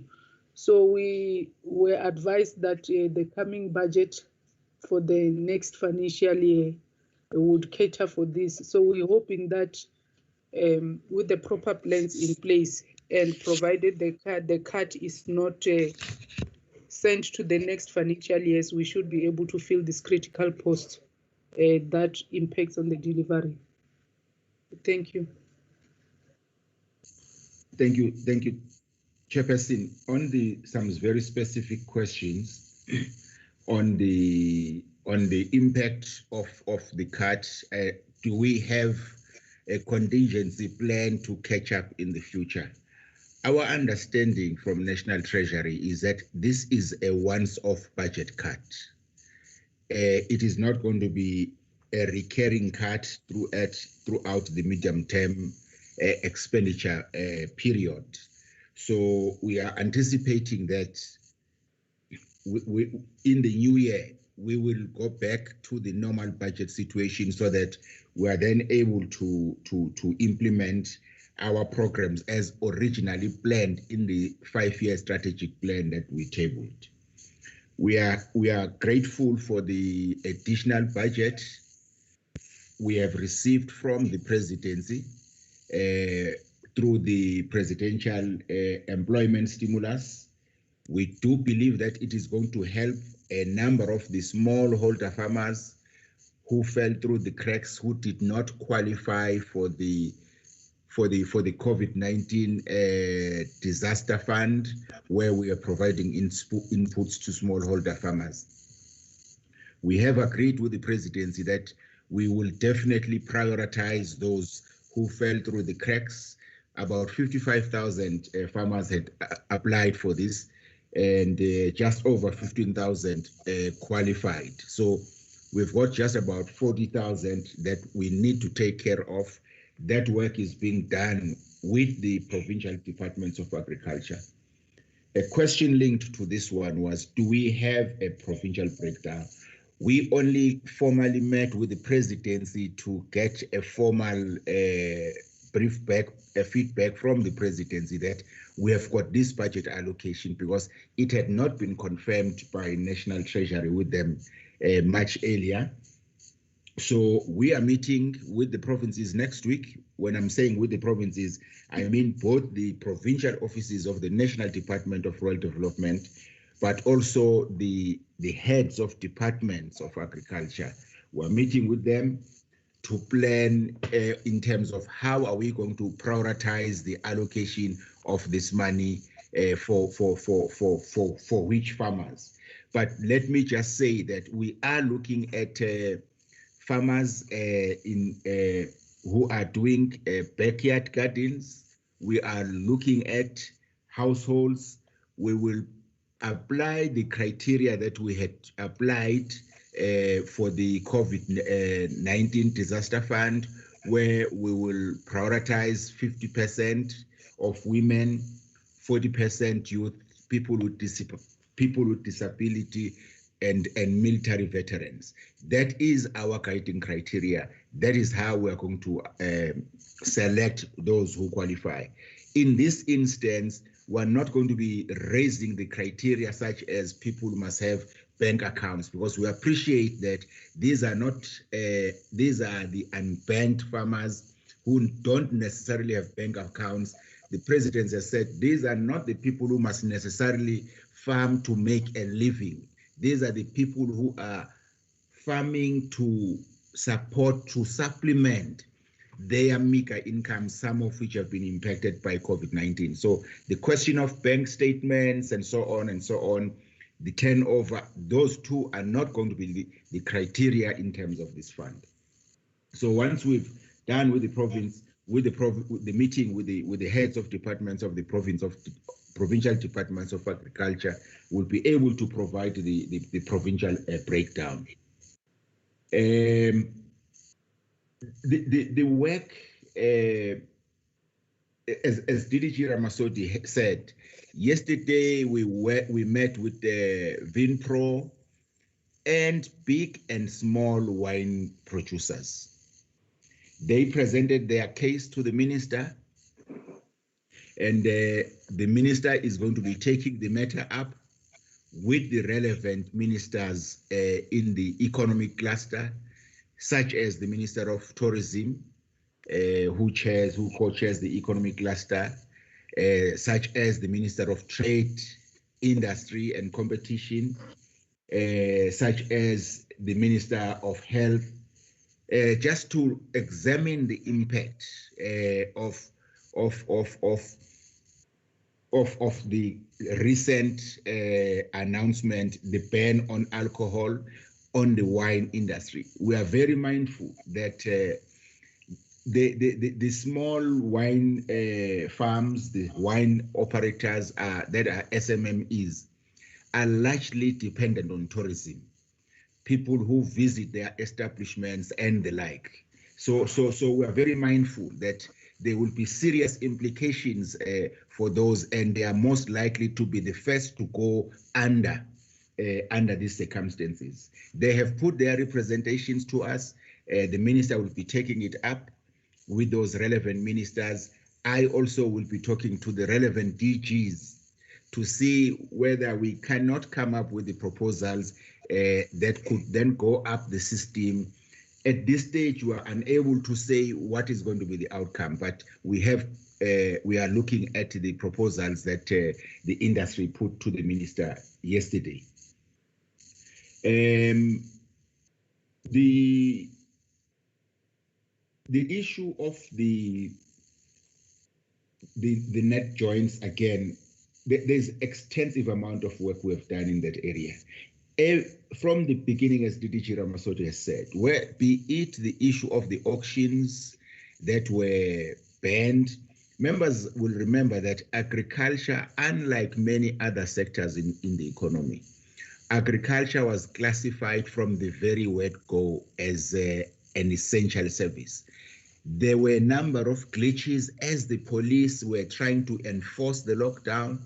There were quite a number of areas that were affected, whether it was the export of the wine, it was the transportation of the animal, whether it was the acquisition, importing of machinery, the harvesters for the harvesting season.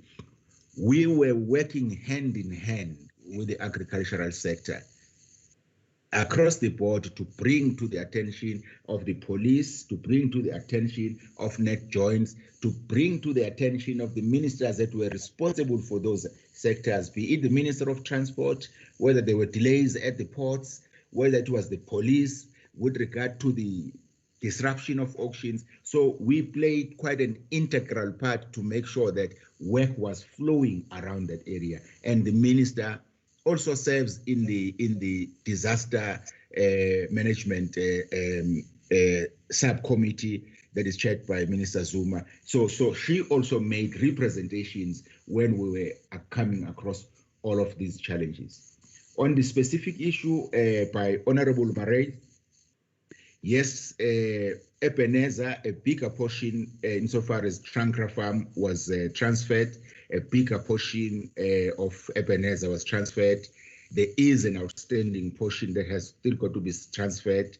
Mamre was transferred in 2013-14, so that has been done. Harlem, a bigger portion of Harlem was transferred last year. We are planning to transfer Slang Refir, Zoar. There's a remaining small portion of Ebenezer. There's a remaining small portion of Harlem as well. Then the other remaining portion is Grants Hook that we are planning to look at.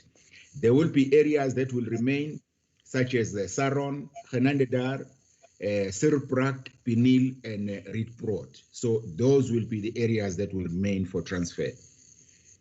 Hopefully, Chair, we've tried to respond to all of the questions. Thank you very much.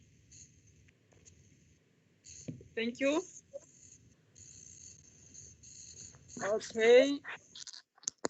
Any Deputy Minister, are you fine? That I can give you back to the honorable members. I'm fine, Chairperson. Thanks. Safe to just to respond on one question. I know there were many, more than one referred to me, but the team has done a lot of work to cover those areas. Well, I was asked whether we should we can guarantee jobs or future employment of those who are losing jobs right now. It is the work that we all must focus on, do the things that are supposed to be done to save jobs or to ensure that there will be alternatives for those who will lose jobs. And I think in the department, work is happening that also allows for opportunities for other alternatives that could be followed through. But this is the process that even in other areas of our government work, we should also take into consideration. Thank you. Very much, Honorable TM. Members, do you have any follow-up question after the answer? Yes, Chair, I'd like a follow-up question. Yes, no, let me go line by line. Yes, Honorable Smith and Honorable Maria. And yes. Can I go? Can you start, Honorable Smith? Thank you very much, Chairperson. Chairperson, if I wasn't ever worried about the future, I'm very worried today. When I heard the department say that, that this cuts is going to be temporary and next year it will be back to normal. It's really, I mean, it's approaching the future like an ostrich with its head in the sand, hoping that things will just get better. Well, Deputy Minister, I just want to tell you we're not on planet Zuma, where a UFO is going to land with some money for us. If you actually check, the economy is retracting, the worst ever. That means less tax for government. It looks like government will get about a third less revenue in the next financial year. To put it quite lightly, so I'm concerned. That the department think that this is a short-term issue. It's going to last at least for the next 2, 3, maybe 5 years that we'll get the aftermath of this crisis. Chairperson, I don't know if I've missed it, but I did not get the feedback in terms of the predicted losses in jobs within the agricultural sector. And I would propose that we ask the department to do a study on this and do a presentation to this committee at a later stage with the necessary mitigation plans to curb or to mitigate, the losses in jobs and the shrinkage within the agricultural sector. Thank you, Chair.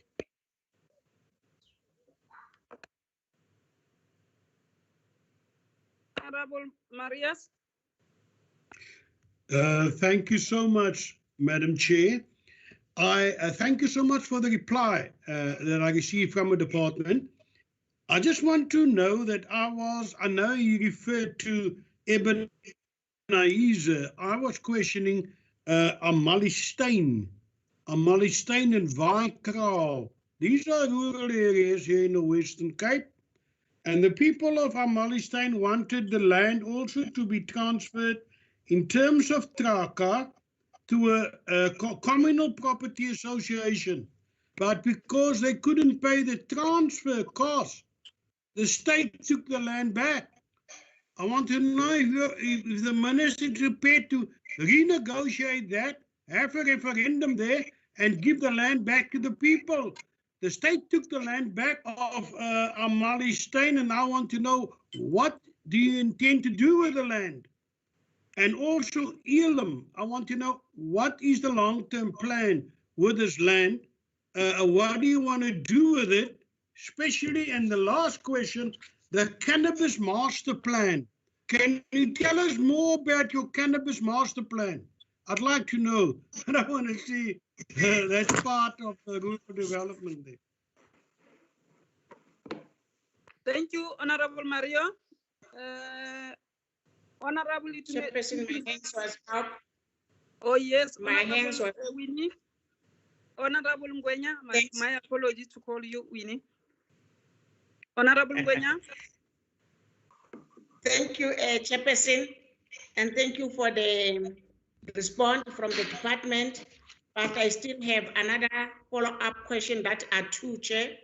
I wanted to know what is the progress report which regarding to the plan of the department to respond to the Lamusa judgment.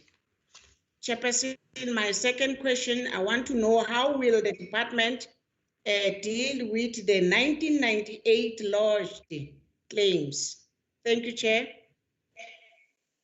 Thank you, Honorable Ngwenya. Honorable Nana. Honorable Nana. You don't have any follow-up question? Honorable Mam Kause. Honorable. No, fine, Chair. Yes, ma'am. Honorable Kause, you are fine. I'm fine, Chair. Okay. Honorable Flute. Honorable Flute. Silence means no consent. Honorable Bibi. Honorable Bibi. I'm fine, Chairperson. Honorable Matibe. I'm covered, Chairperson. I think I got the response. Honorable Laboskartni. Honorable Kathy. Chair, I've got no questions. Thank you. Thanks, Mama. Honorable Itumeleng. Honorable Itumele, Honorable Ntube. Okay. Did you call my name, Chair? Yes. I did ask you whether you have any follow-up question. My signal is very bad. I can hardly hear you. No, I'm covered, Chair. Thank you. Okay, thank you very much, Honorable Nana. Okay. Okay, I think there are two questions that are being asked, Honorable Deputy Minister.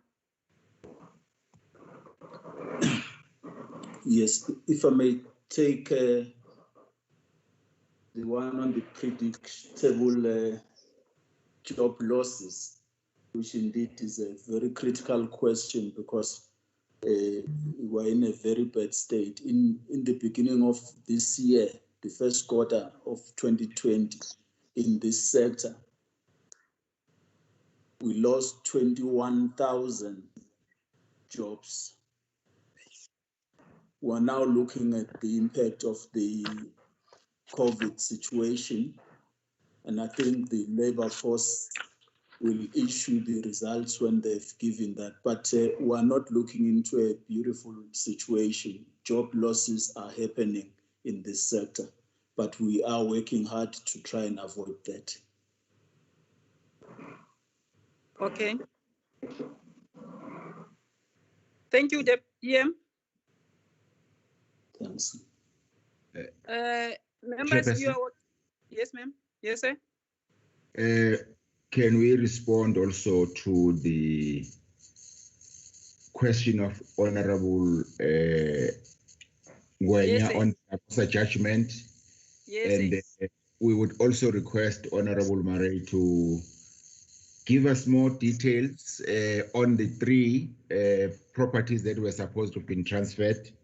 The state is responsible for conveyancing of the transfer of those properties. It is not expected that communities must pay from their pockets to then take back the land because communities can't afford. I don't think that is correct. I will really appreciate our team will get the details from Honorable Murray to follow up on the issues raised. But on the issue of the crisis that we are facing as a country, Honorable Smith is correct that the crisis is projected to be going to be an enduring one for over a period of time. What we're being asked here, and what we responded to was whether this is going to be a recurring budget cut that will impact in the medium term period. We responded on the basis of the answer we were given by National Treasury. It was not based on our ignorance of the economic crisis that is facing the country. We are very much aware of what Honorable Murray is trying to tell us about. We are obviously hopeful that with the interventions government is making, the currently bad situation will not get worse, and that the government efforts that we are making will assist to arrest the situation from becoming worse than it currently is. Can we respond, CLCC, to the Lamosa judgment question, please? Thank you very much, DG, and thank you, Chair. On the Lamosa judgment, just to note that the Constitutional Court in 2018 gave a judgment on the old order claims, not on the new order claims that were lodged in 2014 to 2016. These were claims that were lodged under the Restitution Amendment Act, where the President, then Honorable President Jacob Zuma, had reopened the restitution process to allow for claimants who had not lodged before the cutoff date of 1998 to lodge new claims. This process happened in 2014, and in 2016, a community-based called Lamosa, community representative organization, Land Access Movement of South Africa, took the government to court, to the land claims, to the Constitutional Court to ask that these new claims be put in abeyance while we settle the old claims. And in 2018, there was a final Lamosa judgment on the Constitutional Court, which said that the Commission on Restitution of Land Rights must focus on the old claims, that is the 1998 claims that were lodged that are still outstanding. And that secondly, we must provide a report to the Land Claims Court every 6 months on the progress that we're making towards finalizing all those old claims. The new claims, the ones that are 2014, were interdicted, which means that the Commission is not allowed to deal with the claims that were lodged in 2014 to 2016, but that we focus on the old claims. We have submitted 2 reports to the Land Claims Court as per court judgment, as per court order, the Lamosa court order, giving the court an update on the progress in terms of how we intend to settle the old order claims. And also the APP that we presented, including the adjusted APP because of the impact of COVID and the adjustment, is part of the Lamosa, of the 1998 land claims. So we are continuing to deal with the land claims that were lodged in 1998. And as indicated, we had to adjust our targets downward because of the budget cut and also the the COVID environment, but we're continuing to deal with the 1998 land claims as according to the budget that's allocated for us each year. Thank you, Chair. Thank you very much. Chair, can I come in response to the Deputy Minister? Yes, sir. He asked, You're welcome. yes, thank You're you. welcome. Thank you so much. You would recall, Deputy Minister, and I thank you for giving me the opportunity, although I'm not a member of this committee. In 1994, the Zua Local Traditional Council agreed to transfer ownership to the Zua community to a trust, but due to lack of funding to pay for the transfer duties to the ownership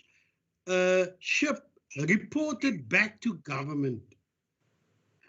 Cape Nature then indicated they want to incorporate the mountain areas into NCOP Nature Reserve for tourism purposes. And then the government decided that this should go back to the Western Cape Provincial Parliament. And in 1998, this settlement was now transferred to the Western Cape Provincial Government, Department of Agriculture. Now, in 2001, the department started giving development of these farms, because Amalstein consists of 5 farms, but Zoa and all these farms were put under Lanok, and they're messing things up.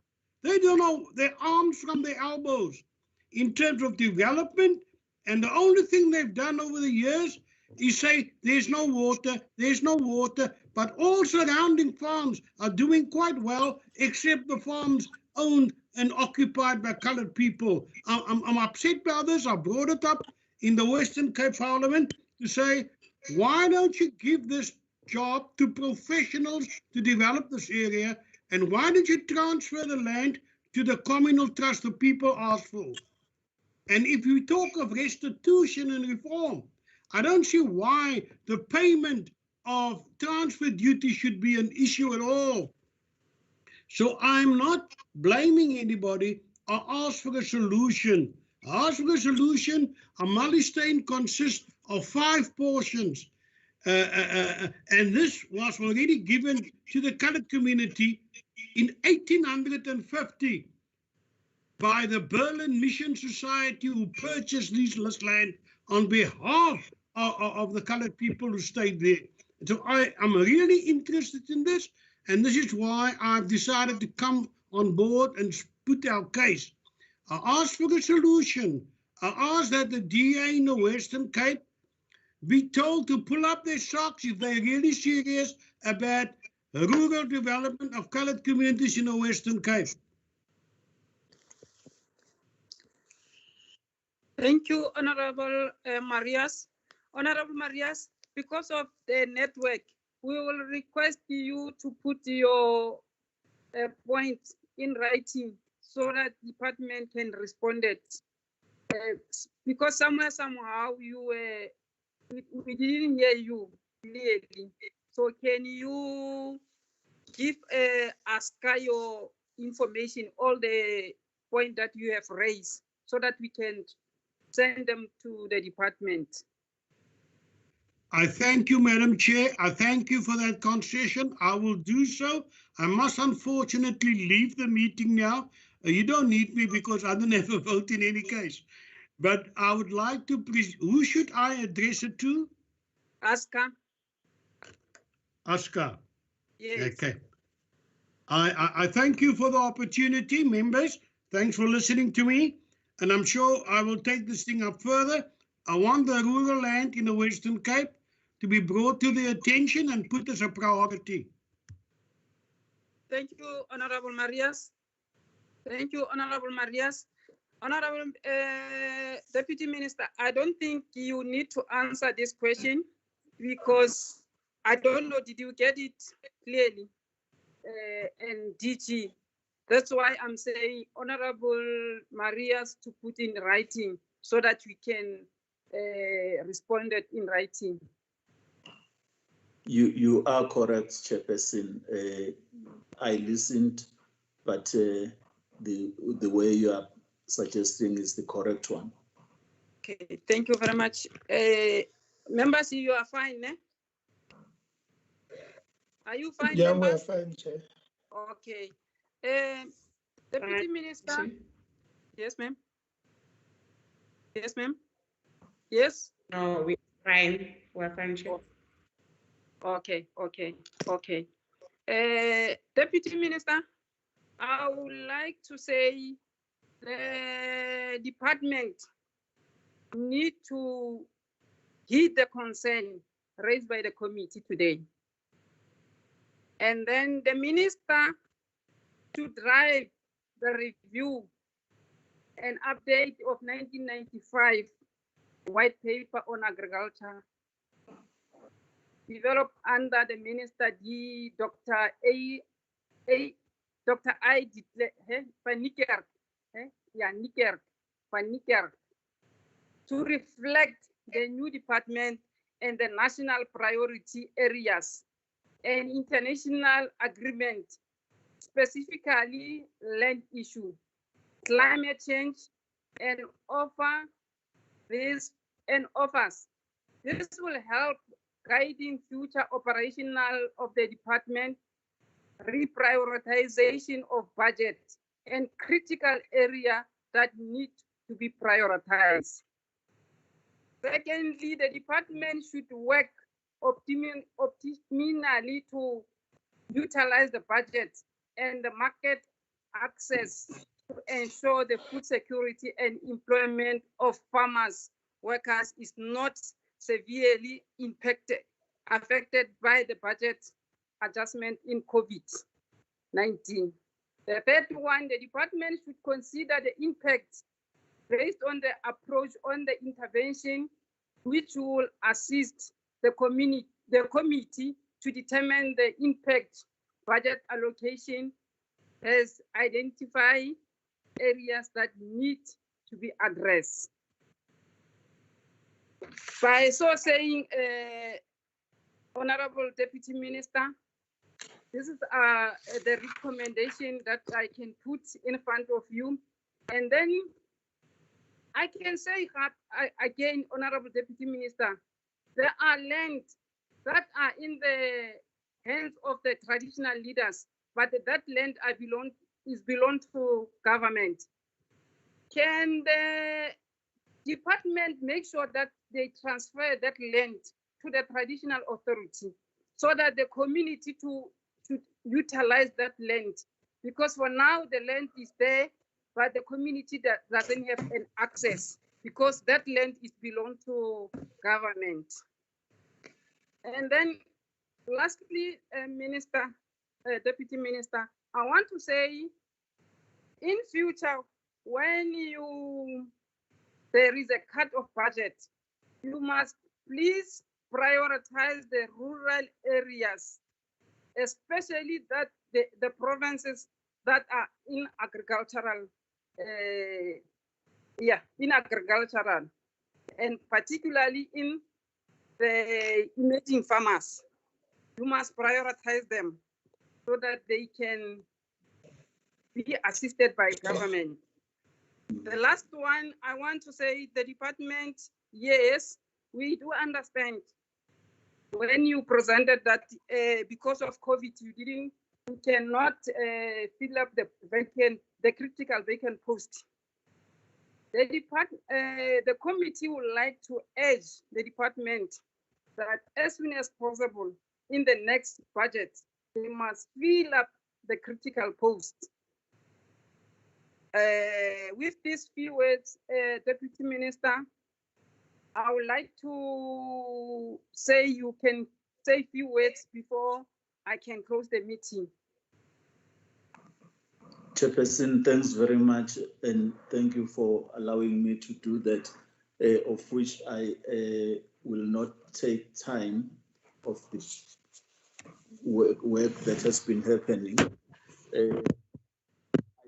I respect all of you, all the members, and would want us to continue to work together our department is indeed a very critical department, and the support of the committee is important. We will be having the process this evening of the budget allocation, and the work that we are doing here will be seen there. Our department is just merging, and the process of merging has been a difficult one, but we are pulling things together. And I thank you for allowing me this opportunity today to be present. Thanks very much. Thank you very much, Deputy Minister. Let me take this opportunity to thank all honorable members who participated in this special budget adjustment, and all the officials that make sure that they present for us to put the committee in the light to understand what is happening, how budget was adjusted. We like to thank you very, very, very much. And to you, Deputy Minister, thank you very much for putting your life in danger, for sitting in our meeting, because really we needed the political view like you did now. Thank you very much. Members, I will request the department and Deputy Minister to leave the meeting, and the members of the committee must remain so that we can continue with the last item of our agenda. Thank you very much, DM and your department. Bye-bye. Thank you, Chairperson. Bye. Thank you, Chair. Thanks very much.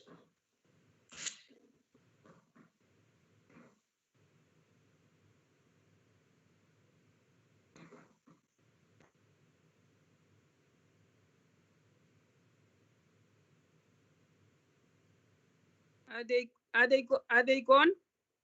We're still 23. It means they are still here.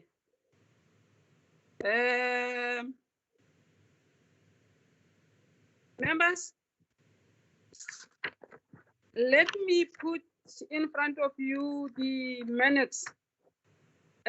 Before, let me ask, did the members receive the minutes for the previous meeting? Yes, we did. Honorable members? Chair, I'm We back. did. I had a Chair, problem. we did receive it. Thank you. Okay. I want to check with members, do we have anything that you want to add or subtract in the minutes, or to say anything, anything to say in the minutes of the previous meeting?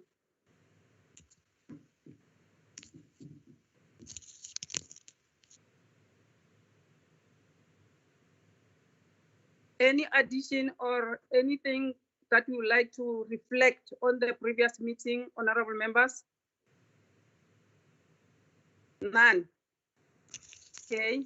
I put in front of you the minutes for adoption, honorable members.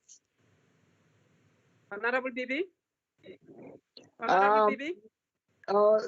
Thank you so much, Chair. Yes, I move for the adoption of the minutes. I move for the adoption of the minutes. Okay. Honorable Ngwenya? Any seconder? I've seen your hand, Honorable Ngwenya.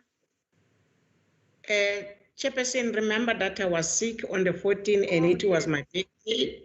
I was not That's in why a you meeting. raised your hand. Not Okay. here. Okay. I second. Yeah, you are not in the meeting. Okay. I second. And belated happy birthday. Honorable Matibe?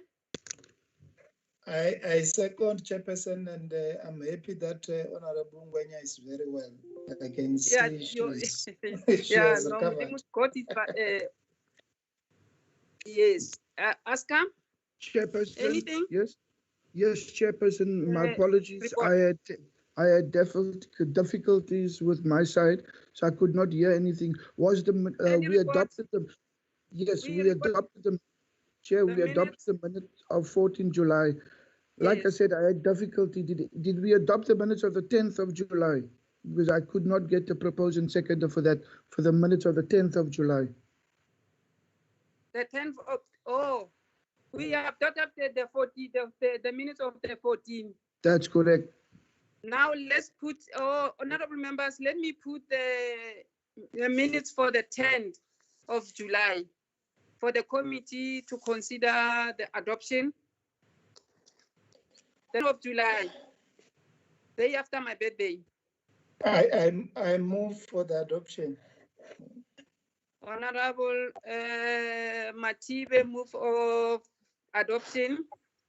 I Any second. seconder? Honorable second, Bibi Chairperson. second. Yes. Honorable Bibi second. Asker? Right, Chairperson, the last thing would be the report for the meeting of the 10th of July. That would be the report. The report of the 10th of July, I put in front of the members for adoption. Honorable member? I move for adoption, Chairperson. I second for the adoption, Chairperson. Thank you very much. The report have seconded. Anything left, Asker? Chairperson, that would conclude the adoption of everything that's before the committee thus far. So far, I'd like to report that we're up to date with our minutes and reports thus far, sir. Chair. Let me take this opportunity to thank you, honorable members, for participating in this critical department. Thank you very much. Let me thank our staff. And Mam Gwenya and Mam Bibi, we wish you speed recovery. We are glad to see you in our meeting. Well, you are not well, but you will be well very soon. Thank you very much. The meeting is adjourned. Thank you, Chair. Thank you very much. Bye.